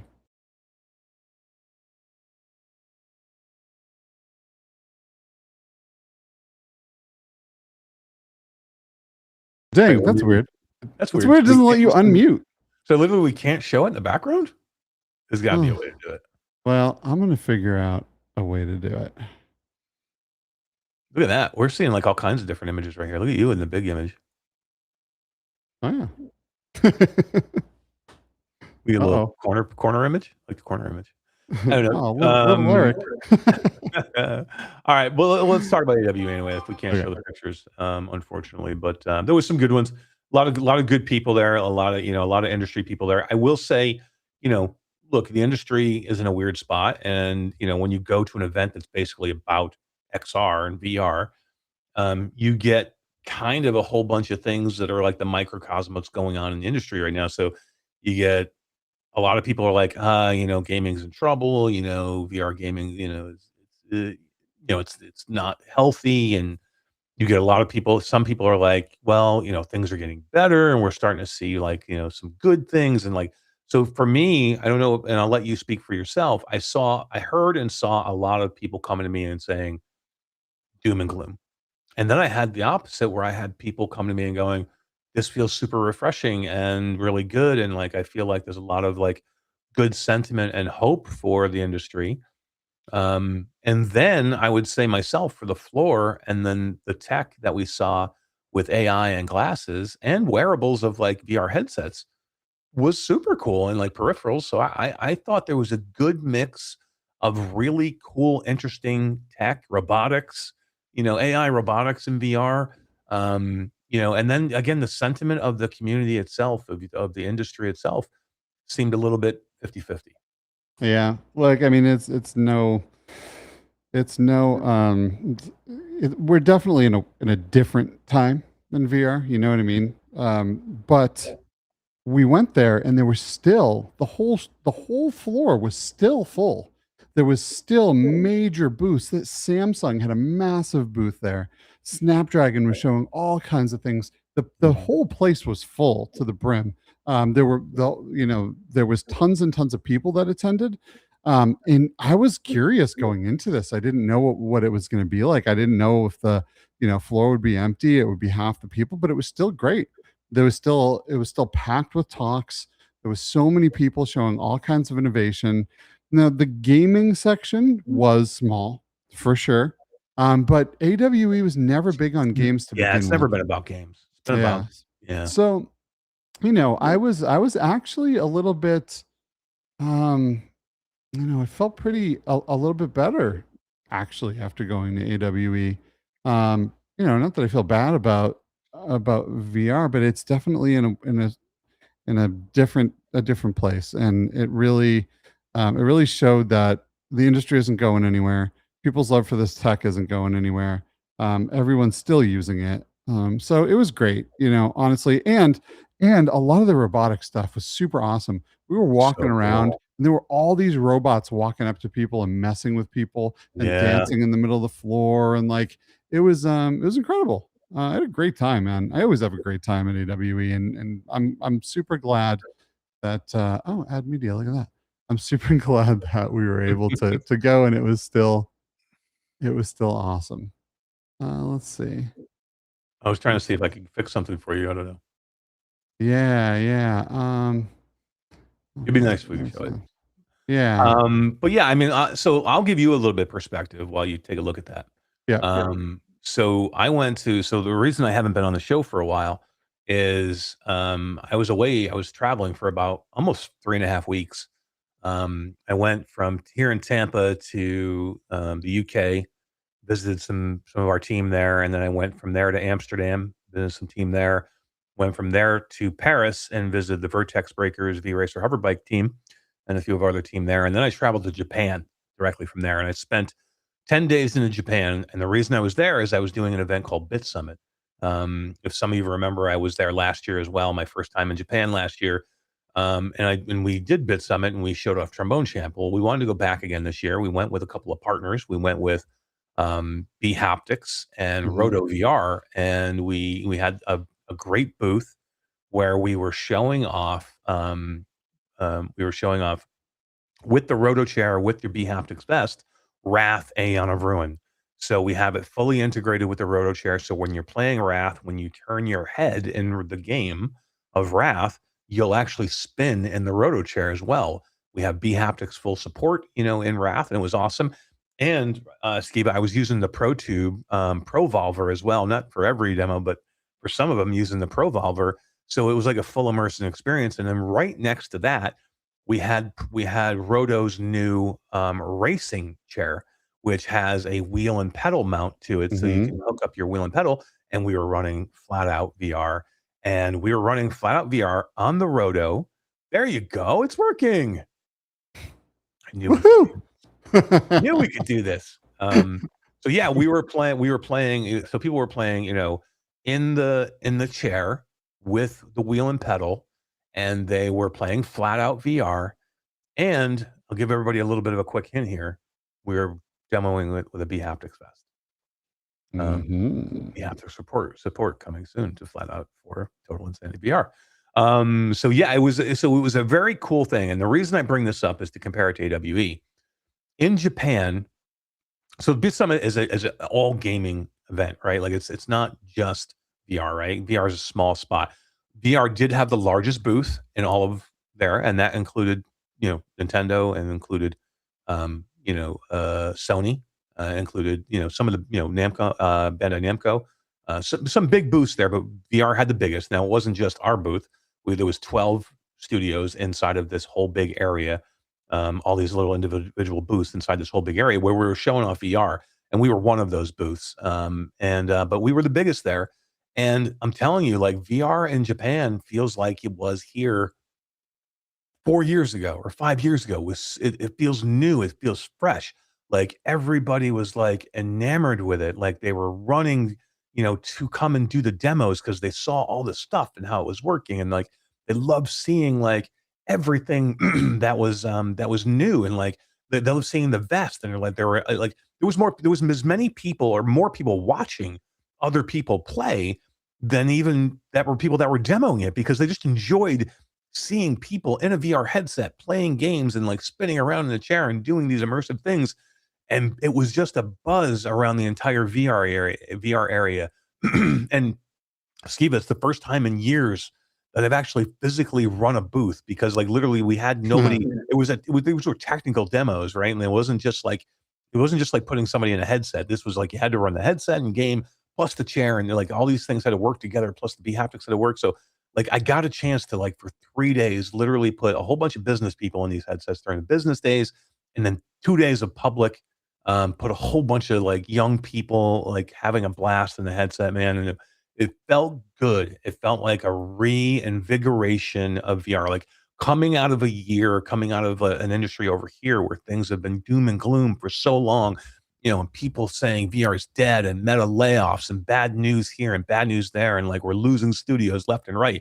To be able to go and do something where it was just like, everybody was so excited about VR, and playing it and doing it. And like so many good positive vibes, that it was like an invigoration for me. And like, so even coming back to AWE where I could see the good, like still it gave me perspective to see like, okay, things have been bad. They are bad, but there's still a lot of people in this industry that are still here fighting for what we're doing. And it was good to see that. So it was just nice to have that perspective of the two different events. Yeah, that's awesome. And you're right that, putting people through VR is very, very different than like putting them in front of a monitor with a controller, right? There's so many things that it's hard to help people if they're not experienced with VR, but then to throw in a moving chair, haptic vests, like all of this stuff, it's not easy. But people get in there and they just have so much fun. And some of those pictures that you had from Bit Summit, people just look like they were having an absolute blast. And that the roto chair is super, super cool, man. I have such a good time when I get in. Like, I like to play Iron Man in that thing. Yes. It's like the perfect game for a roto chair. But like there's so many good games. So it's really cool. It's really cool to see everyone over there like still extremely excited, and hopping in our games and trying Flatout VR games, So yeah, super cool stuff. Yeah, it was cool, again, AWE is a different event than Bit Summit. Bit Summit's different because it's all about gaming, right? It's like, but I was talking to some of the organizers at AWE of Bit Summit because they were there, and some of the people that we've worked with there, and I said, wouldn't it be cool if we did some type of hybrid for Bit Summit where we brought some wearables? Like, what if we went and talked to Xreal and talked to RayNeo and Virtuix and or not Virtuix, but what am I thinking of? The other one is the Vitcher. Some of these wearables, Meta, and we had like an XR section there that showed hardware. Maybe showed like the Pimax headset, the new Pimax Dream Air, showed all the glasses. So have a tech area, showed some of the cool rings that we had a chance to see, and like the Mudra band, and like what if we could, get some of that stuff to have an area at Bit Summit, because they need it. There's no tech there. It's an all gaming spot, but and they were like, yeah, that would be super cool to have like an area where we showed some of that cool stuff. It was like literally, so think about this, in Japan, they just got the Meta glasses just now, like within the last month. Some the Meta Ray-Bans. So they haven't been there this whole entire time. They just went there now. So it was cool to see that they're just seeing that technology and they're enamored with it. It's doing super well. So yeah. I'd love to see. I'd love to see like the new Snap glasses go over there too, and see how Snap is excited another people one. would be Yeah. about that. Yeah, Yep. yeah. When we were at AWE, they announced the new Snap specs. Oof, let's talk about that a second. Yeah, yeah. So So announced the new Snap, yeah, and then their stock dropped like 200 points or something like that. it did. But I do have to say, okay, look. So I don't agree with exactly what they did to promote these glasses, but I will say that sometimes amazing tech hits and stocks drop. This happened with Apple when they introduced the iPad, and iPad became the biggest thing ever. I'm not saying the specs are going to be the biggest thing ever. They're really, really cool, but they have to get to a point where they are thinner, smaller, and cheaper, right? Those things are still very, very thick and bulky, and it's very obvious that that is not a regular pair of glasses, Yeah. and they're still a little bit heavy, and but they're super cool. They're super cool. They are super cool. They're awesome. And look, and Mhm. this is what I said too, like, because I'm on board with you. The problem of being the first out of the gate is you have the responsibility, or the at least you have the tough job of telling people why what you're selling is so great and showing value for something that's $2,100, right? It's hard to show value and without putting it on and seeing it, Oh right? yeah. I can sit there and show you a video and say these are going to be great for this, this, this, this, and this, and you're like, okay, great. But until you use it in a real life use case, you're like, well, why do I need that for $2,200? So being the first company out of the gate and being $2,200 and trying and having the onus of having to go and like really like I want to show you what the value of this is. That's the hard part. Think about being the Yeah. third company out. That's kind of where you want to, like, it's always not good to be the first one out. Like Meta's probably going, okay, that's fine. Thanks for coming out, Snap. Let me come out with my Orion now. That's going to be, $1,800, or, maybe it's more, 2,400, but at least then somebody has already shown the use cases, or people will have a chance to use them Yeah. and see what they're good for. And like, look, and then maybe some developers will make some cool apps for them that will make them more attractive at this point. But when you're the first out of the gate and there's nothing there, that's hard to swallow for people. It definitely is. But Snap has had their dev kits out for quite some time. Mm. And there is a good amount of experiences already in those glasses. And there's some really, really cool and fun things in there. One of the problems with how they came out and presented these glasses was they focused on the hardware and they Mm. focused on the looks of it, which no one liked the looks of it, Yeah. right? And they focused on all of the things that only the nerds would be excited about. Me being one of them. I love hearing about the processors and like the resolution and all of these things, but they focused entirely on that.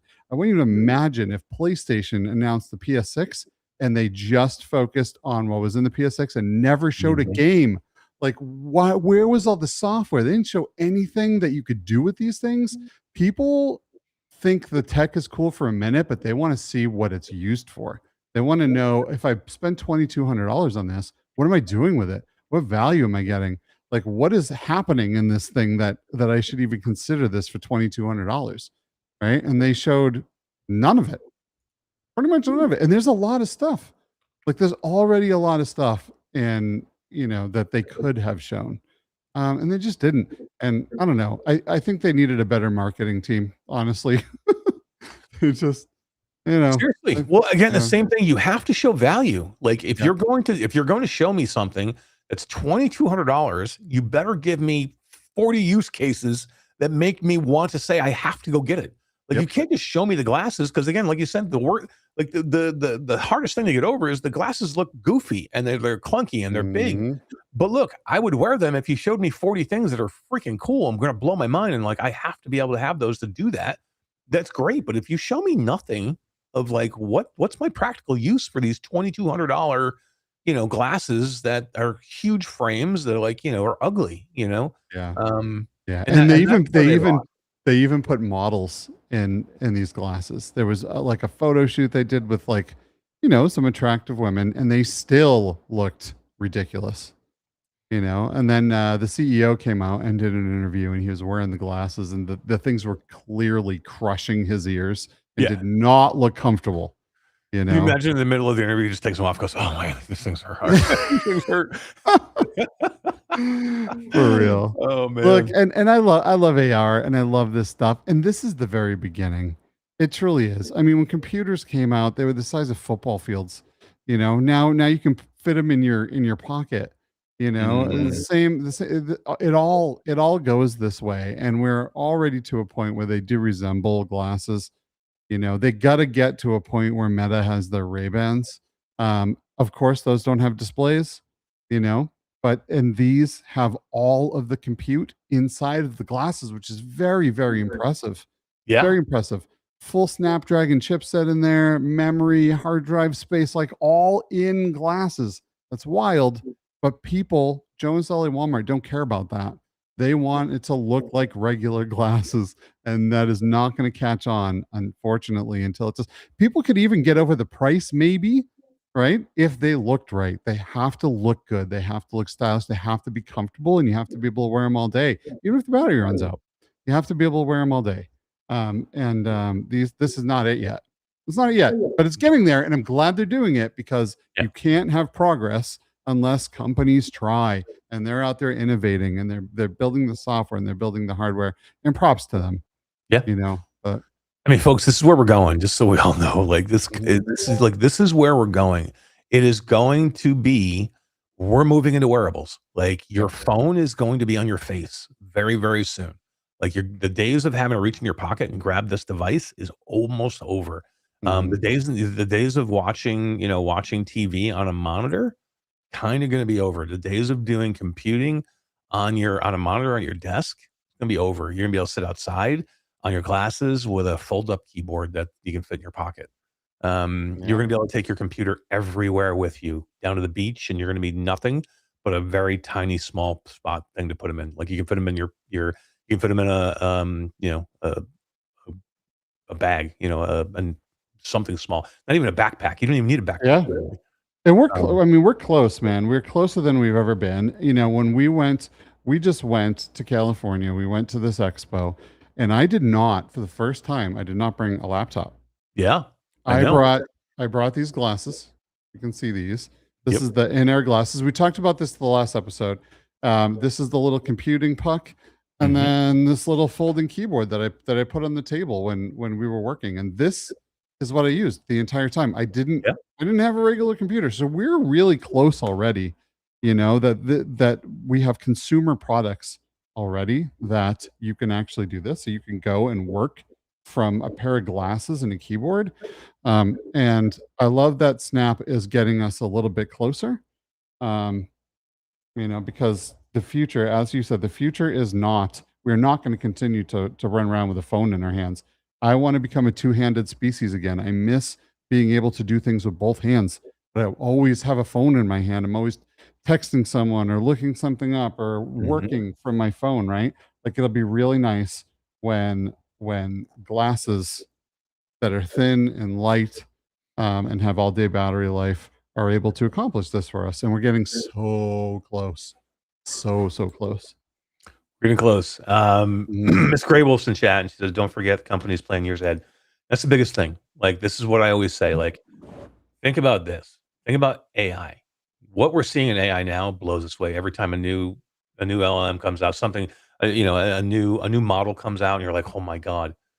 Do you know they probably have triple what they already have? Like, they haven't released triple what we already are seeing now.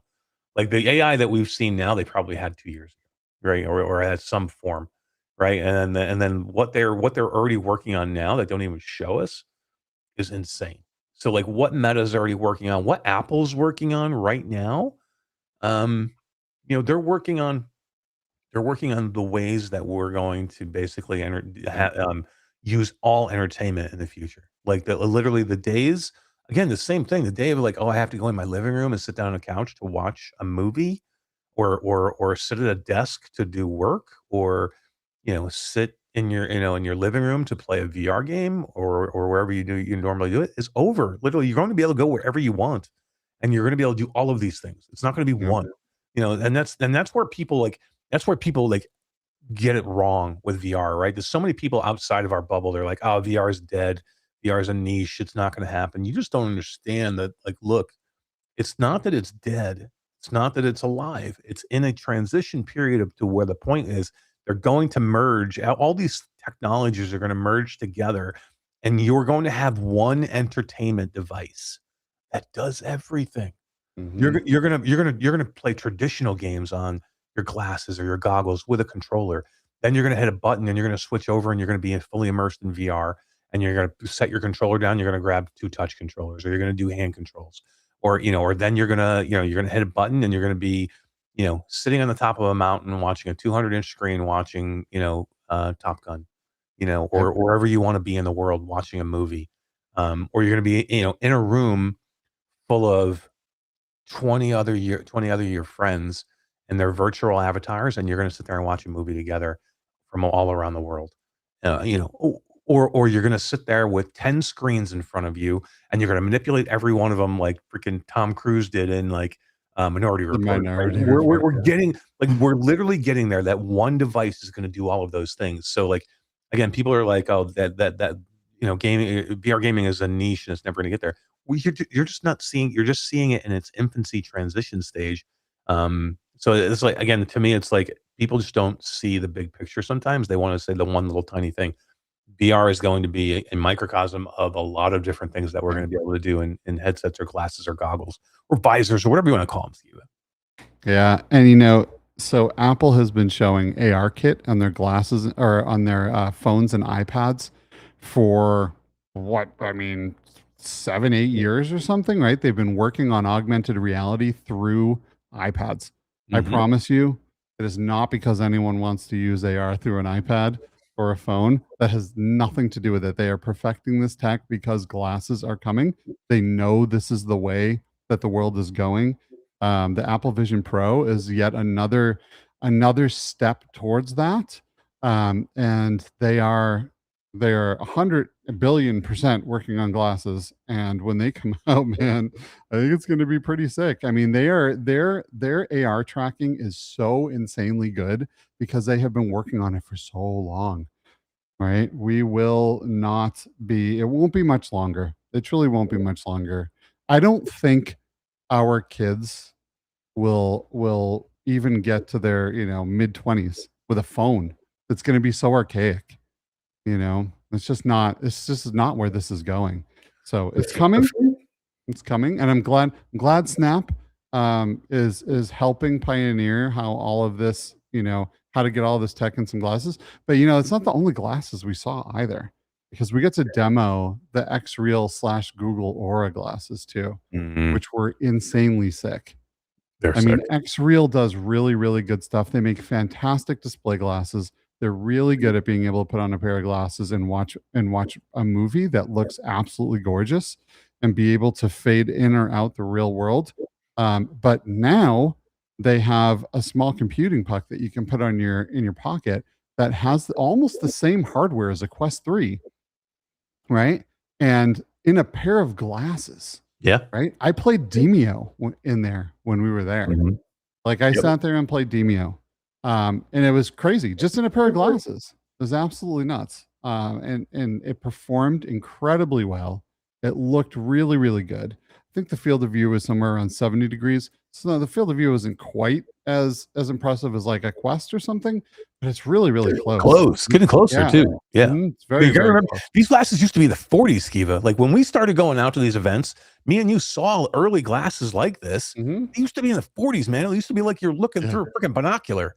It was terrible. Like we're getting to the point now where it's like, yes, we're saying like, 70 and 80. We're like, oh, it's only 78, but like shit, that's double or triple what it used to be.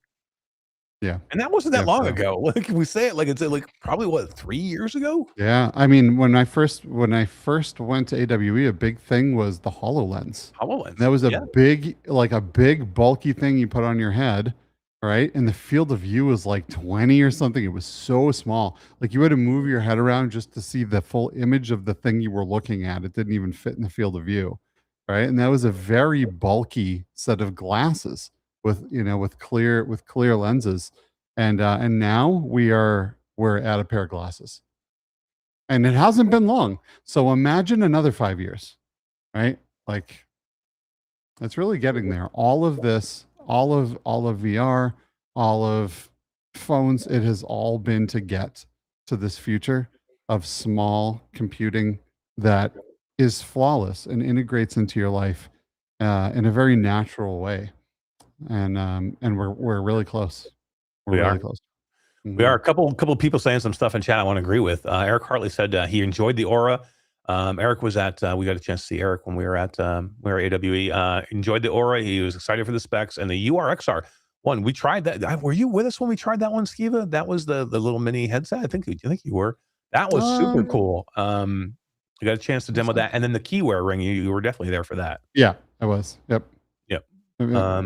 The URXR was a pair of like goggles, I would say. Not even goggles. It was very thin screen, almost like thicker glass. It was like a visor, I would almost call it. But it was really cool. And she did say like that you could, it was rated to do virtual reality on it as well. And they had tried it on a couple of different things when we had talked to her, because I was curious. I'm like, this could be the way she had it set up. Not something I think they're using for a use case, but could possibly be done. But it was super cool. And they had like a Kickstarter coming for that, I think, too, for URXR. And then the KiWear ring, Skeeva, was super cool. Like, this was just a ring. It was a ring that basically operated everything, man. I really loved that. I was so impressed with that. I've seen so many rings that like I wasn't excited going to that demo. You know, rings are cool. I don't like rings. They're not very comfortable for me, so I rarely wear them. But you know, they've been coming along where you get your health information, your heartbeat, and all this stuff. But this was wild, man. The person who gave us this demo had a ring on his hand and controlled like 5 different devices. He had a Google TV, he had a phone, a tablet.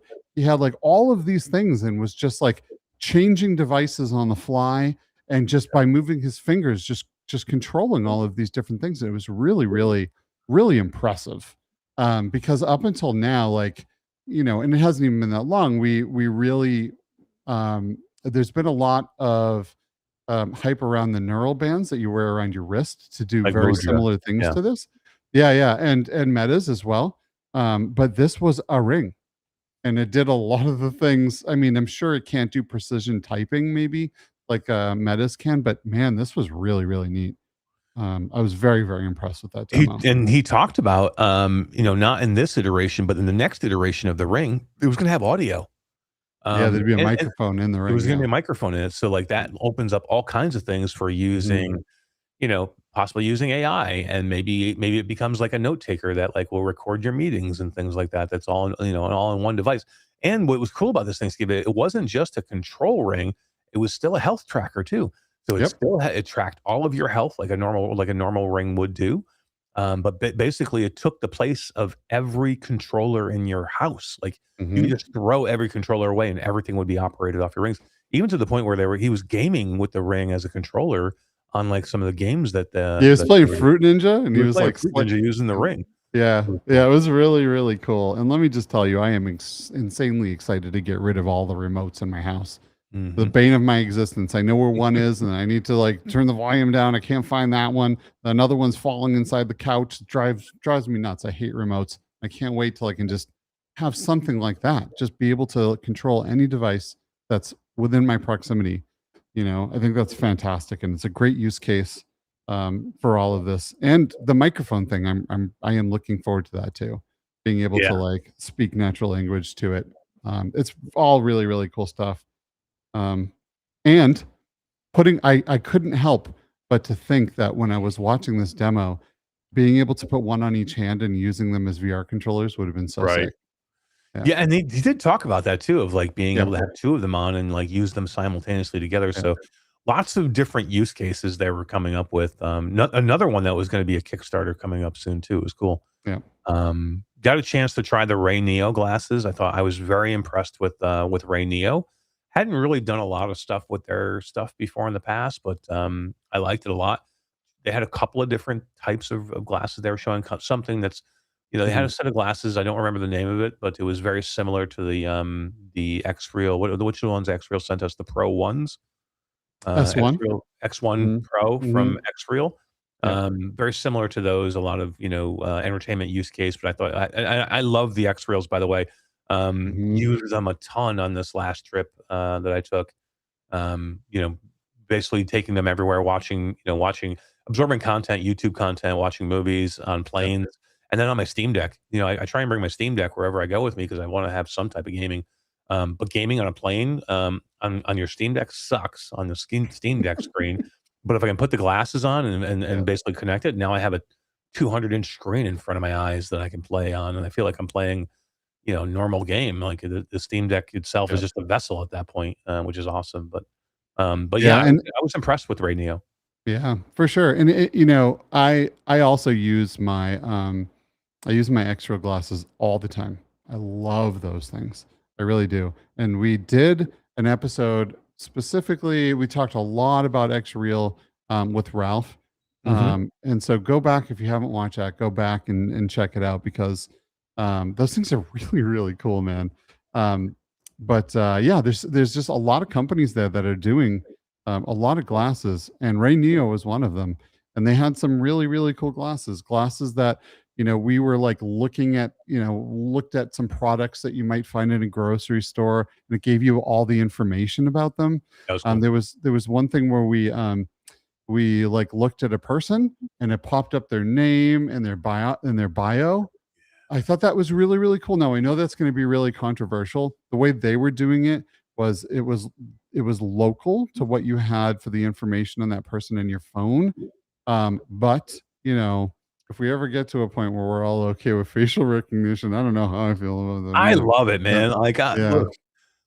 Look, especially in what we do. You know how many times I'm like, I see somebody and I'm like, man, I know this person, but I cannot remember their name for the life of me. Having in your glasses just a little tiny window that pops up and says, this is who this person is, and this is, gives you their LinkedIn profile. Shit, sign me up for that, man. Tomorrow, like, I don't care. I want that too, more than anything. I want that. The problem, obviously, is that you can't just have that and not have big companies abuse that power of knowing your face and what you do and who you are and what your name is and where you work and like all of these things. But like walking around a conference, you know how many times someone's come up to me and they've been like, "Oh my God, Skeeva, when was it that I saw you last? It was so awesome, man. I missed you so much." And I'm thinking to myself, "Oh my God, I have no idea who this person is. I don't know their name. I don't know who they work." It would be so sick if it popped up in my glasses and been like, "This is Fred from blah blah VR." Like, oh my God, that would be the most incredible thing ever. Like someday truly. it's coming. And Eric Hartley says here, it was just a demo. It was just a demo, but it worked really well. And the demo does show us that the possibility of it working is there. Like you'd have to program it. It's facial recognition. So I don't think it'll work just off a picture. You'd have to have it scan the person's face so it would recognize, it's got to have, you have to scan their face to recognize their face. But just again, looking at the potential of what these things will be in the future and then what they'll do for you is amazing.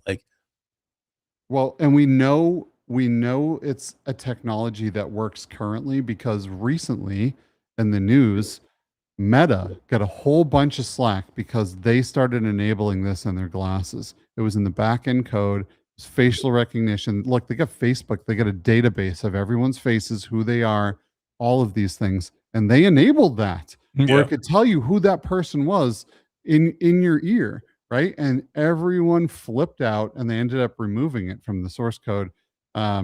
So I don't know what's going to happen there. Like eventually, like the way these things work is everyone like starts to get like a little bit more comfortable with these things, and then the convenience of the tech starts to outweigh the potential risks and the privacy concerns. So we will eventually, this will be something that happens. People aren't ready for that yet.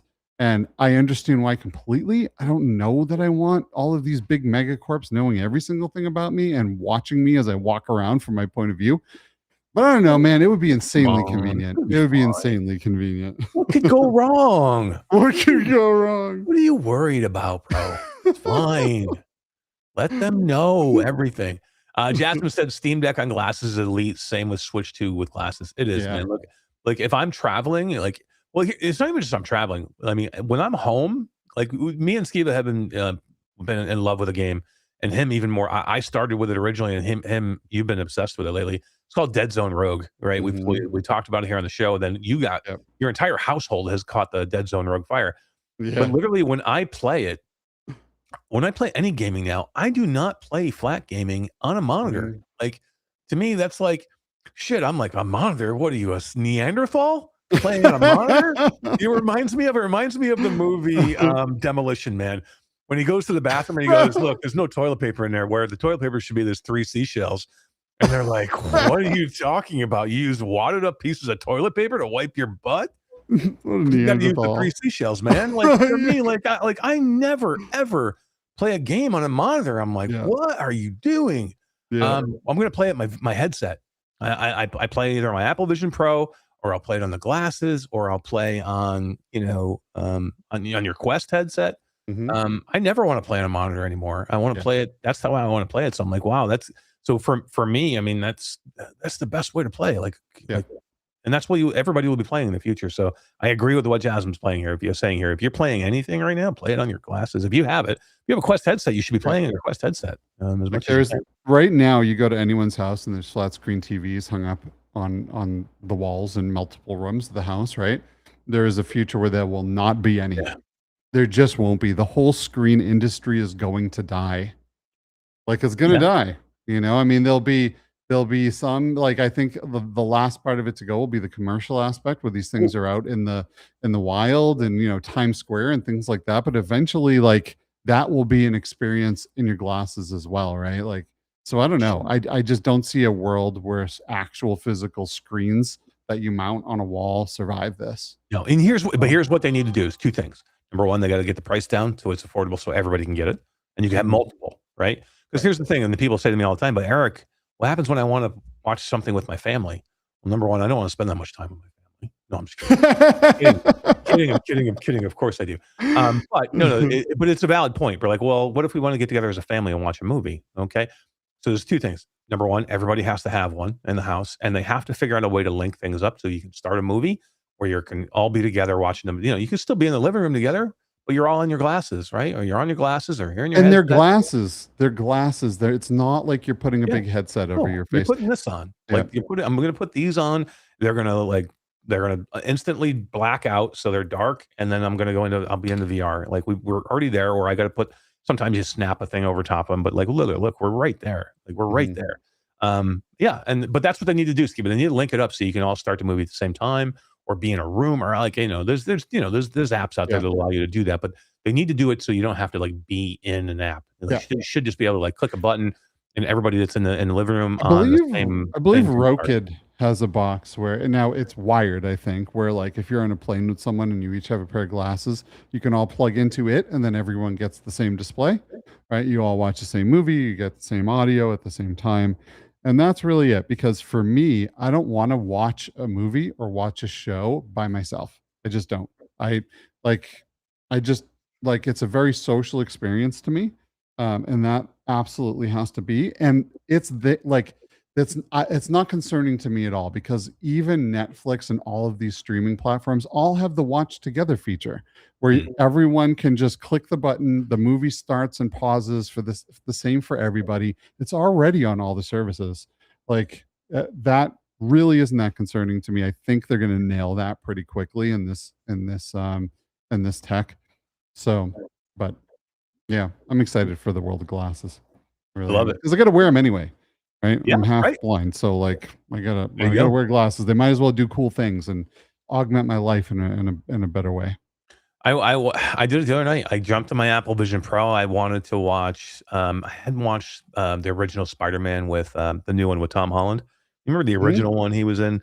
Like, oh man, I want to watch it, and I watched it. Like, I hooked up my my Disney Plus to Apple Vision Pro, which you can do that. It'll pair up, and then all of a sudden I can watch, Disney has all the Marvel movies. So I sat there in my bed, like propped up against, my pillows, comfortable. and my wife had fallen asleep, and I watched Homecoming. I think it was, which was that the Homecoming one, I think. So yeah, I just sat there and watched Spider-Man, my Apple Vision, and the lenses are gorgeous, like literally, and like the audio is amazing. Like, these are the things that you're going to be able to do, but like, you're going to have, it's so small. Jasmine's saying a couple of things here. I love what she's saying. She's like, she used the quote that playing games on a monitor is Neanderthal core. It is. It's going to be. She's about to sell her TV because she's going to use glasses exclusively. She's going to live in the future. She is. She's going to live in the future because, like, yeah, I mean, think about this. Think about people. Space is becoming an issue for a lot of people, right? Houses are getting more expensive. People are living in smaller places. I see, like, my entire like news feed and like on my stuff is people in small, like, these tiny houses or living in like vans right now. Like van life is all, I don't know why, it's all in my news feed right now. Small homes, tiny houses, people living in their vans, like, and not like living in their vans like it's a bad thing. They do it because they love it. And they have them tricked out and perfect. Think about someplace where you're think about where you're like, again, space is a luxury that a lot of people can't afford anymore. You'll have to have. I can't afford, but then there's a lot of countries where people do not live like in big houses. They have very small spaces. You go to places, some places in Asia, you go like just all over the place. Space is a commodity that most people just don't have.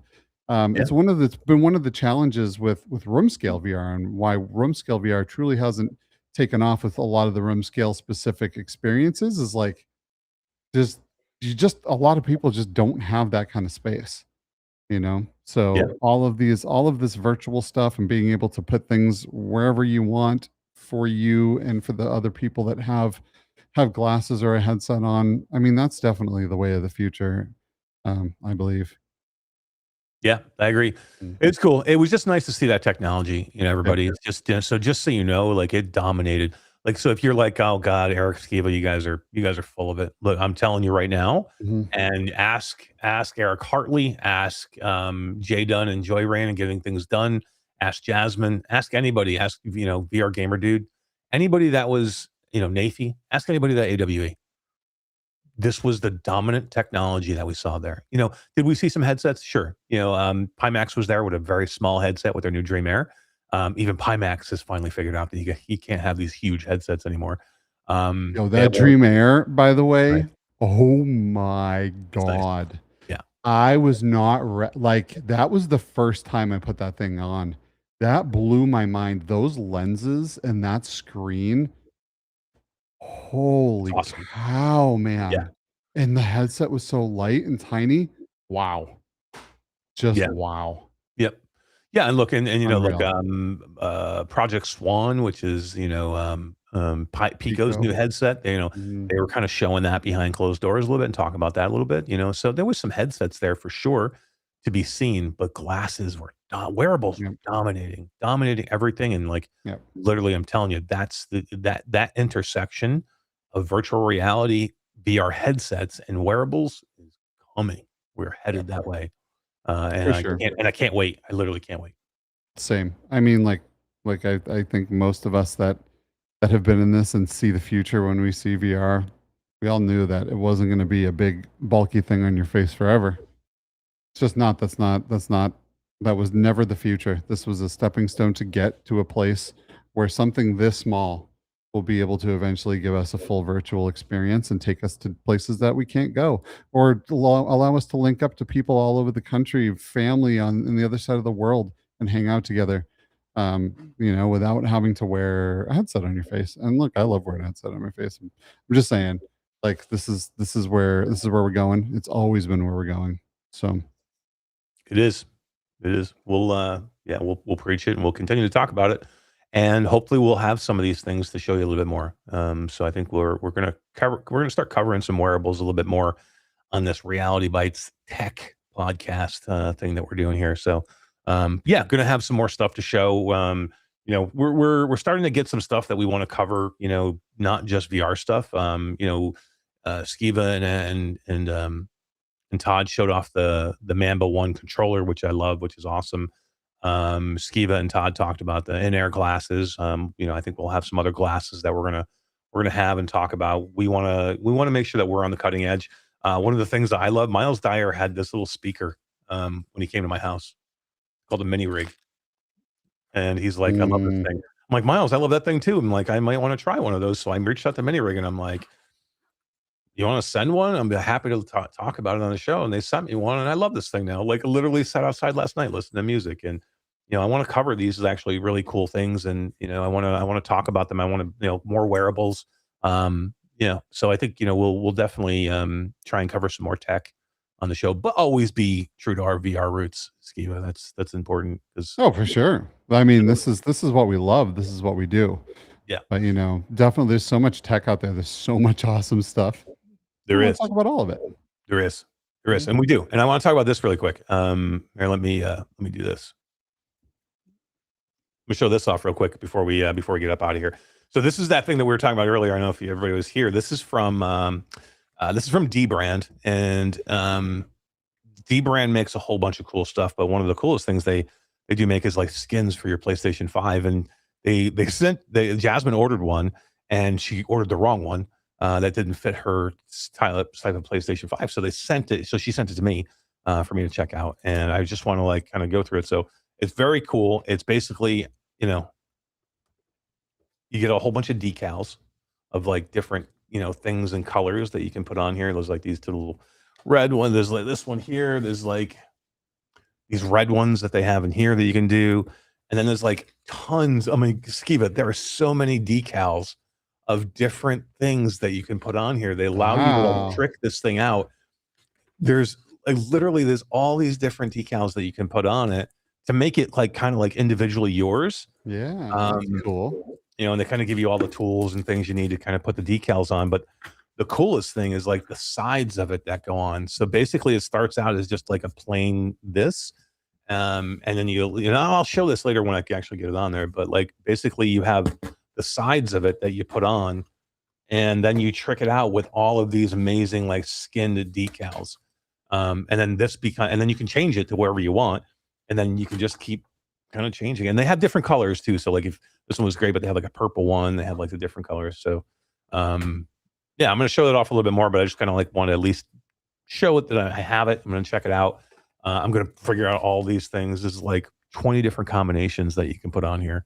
But is that for the regular PlayStation 5 or the PS5 Pro? This is for the Pro. And I think that's where Jasmine had gotten into trouble. She didn't have the Pro. She had gotten shipped the Pro. And it doesn't fit. So I do have a Pro. I'm going to check it out. And I hope we'll be able to do some more stuff with Dbrand, because I found Dbrand a while ago because they made a Switch 2 case that I absolutely loved. And I just bought it. So I got my Switch, not too long ago, because, I wanted to make sure that we had something to test on for whatever we were doing. Never know. I was like, I need a case for it. And I was looking around just trying to find something decent. And Dbrand, I just saw Dbrand. I didn't know Dbrand before that. I saw them on there. I'm like, this is the coolest case.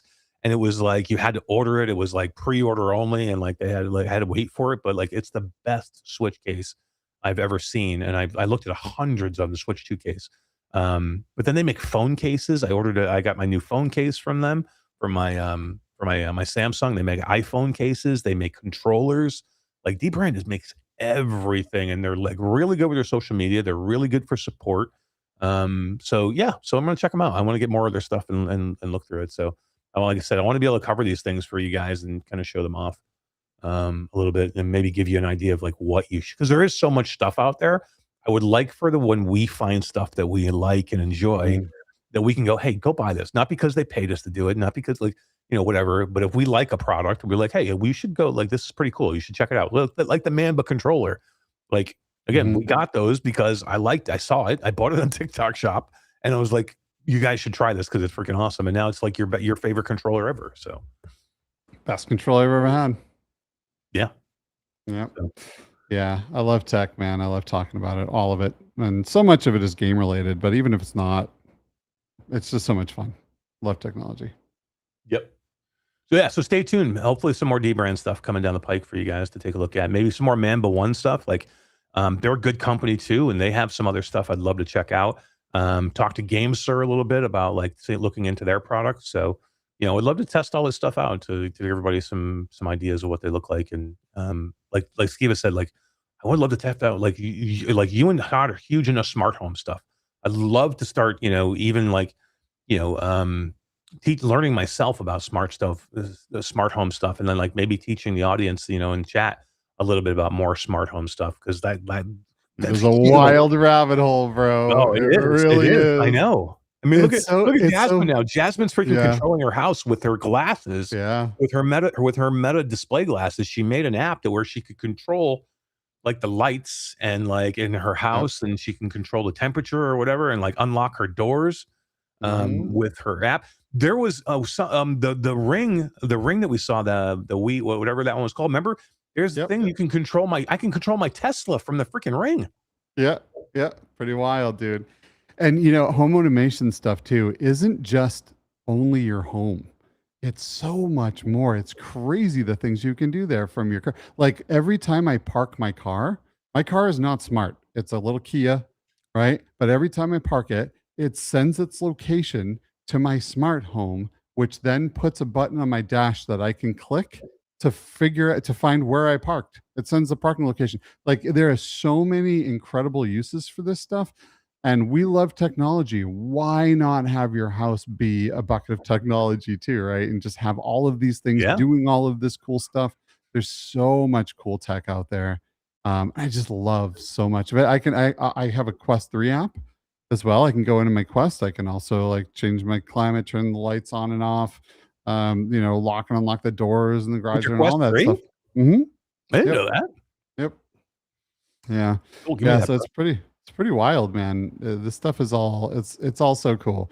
And smart homes aren't just for your home per se. They control, it should really be called smart life, because it does so many things in your life.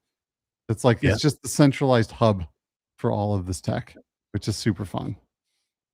Super cool. But yeah, I think we're gonna do more of it in the future. And and like guys, I think we're gonna be a little bit more regular now. Skeeva's gonna start taking some oats and brands and like make it a little bit more regular. But seriously, we're gonna be a little bit more regular with the show. To be honest, I'm not traveling a whole bunch, Skeeva. I'm actually have some time at home, and I'm gonna enjoy it. And I think you know, we're gonna be able to do some more episodes. I don't know how many. I think we're gonna start doing a mixture of live episodes and then live aired episodes like Skeeva and Todd have been doing, where, you know, it'll be Tuesday night, you know, 9 p.m., but maybe we'll be in chat and we'll air the episode live and be able to talk to you in chat, something that we'll pre-record but do a live airing. Or, you know, and then every once in a while, I think I still, because I love doing things live. So I think, you know, at least once a month, I think we'll try and do a live episode, but we're going to do a lot of recorded stuff too. It'll be cool. And then, you know, we'll air it live. So, but and it's cool when we record too, because we can cut out the swears when we slip up, because YouTube yells at us about them. And you only hit 5 today.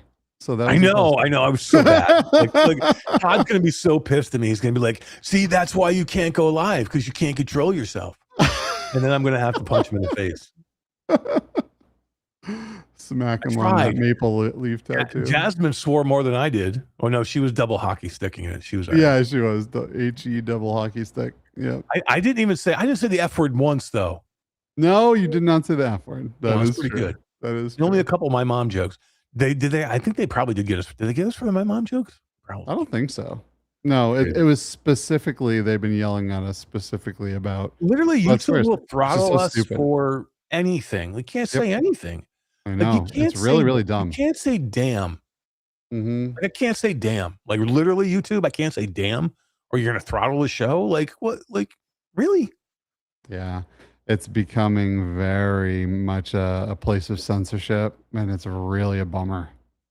Yeah, you know? It is. Which is crazy, because it's not the rules don't apply to everybody, right?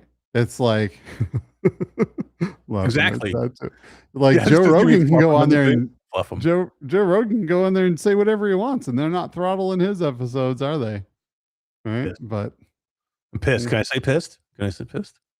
I don't know. Maybe you can today, but I'm sure next week they'll change it again. I mean, come on. I know. It can't be me if I can't swear, Skeeva. Like, that's not me. I know, bro. I feel like, I just want to go on a tirade right now. I just want to, like, literally, I want to I just want, look, we're probably already going to get throttled. Let me just throttle YouTube right now. Let me, like, hammer him for, like, 5 minutes and go on a rant for you on YouTube. Just let me say what I want to say. You do you, bro. Can't do it anymore. Hey, I don't man. either. Like when we were doing Between Realities, like we were very vulgar for the first couple seasons. And it wasn't until we joined in with Upload as partners where they're I like, remember. mm, Right, no, the swearing boys. yeah. So we started with our censorship journey then, and it's a bummer, man, because like you start to lose a lot of your authenticity, and that sucks. How do I go on a rant without swearing? Like I'm telling you right now, I can't. I cannot rant without and then control what I say. Like, bro, come on. Like, I know. if I can't say ass, I can't say ass. Like literally, I can't say ass. I know. It's just a body part, man. We all have where one. do we live in the world that like I can't say ass or damn? Pretty lame. God forbid I say fuck. But son of a.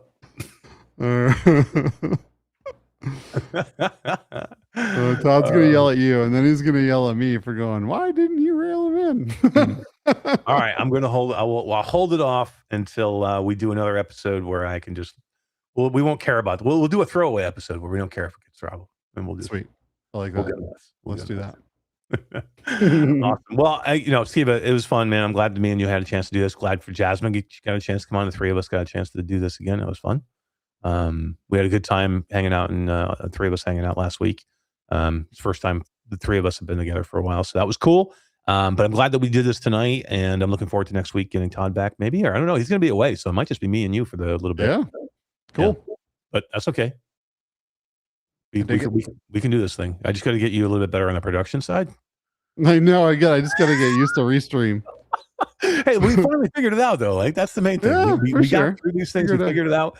Nothing melted and nothing started on fire. We're good. Well, we'll see. I still got to do the outro here, and I think it's this button, but we'll see. So are you ready for the outro? Because I am doing my wind down. I am. Okay. All right. Any final words for you, Skeeva? No, I don't know. I guess stay classy, San Francisco. Or is it San Diego? San Diego. San Diego. Ron Burgundy. I love it. I love it. All right. Well, we will catch you guys hopefully this time next week. I don't know if it'll be live, but it will be maybe recorded. We'll see. But for Eric and Skeeva, bye-bye. See ya.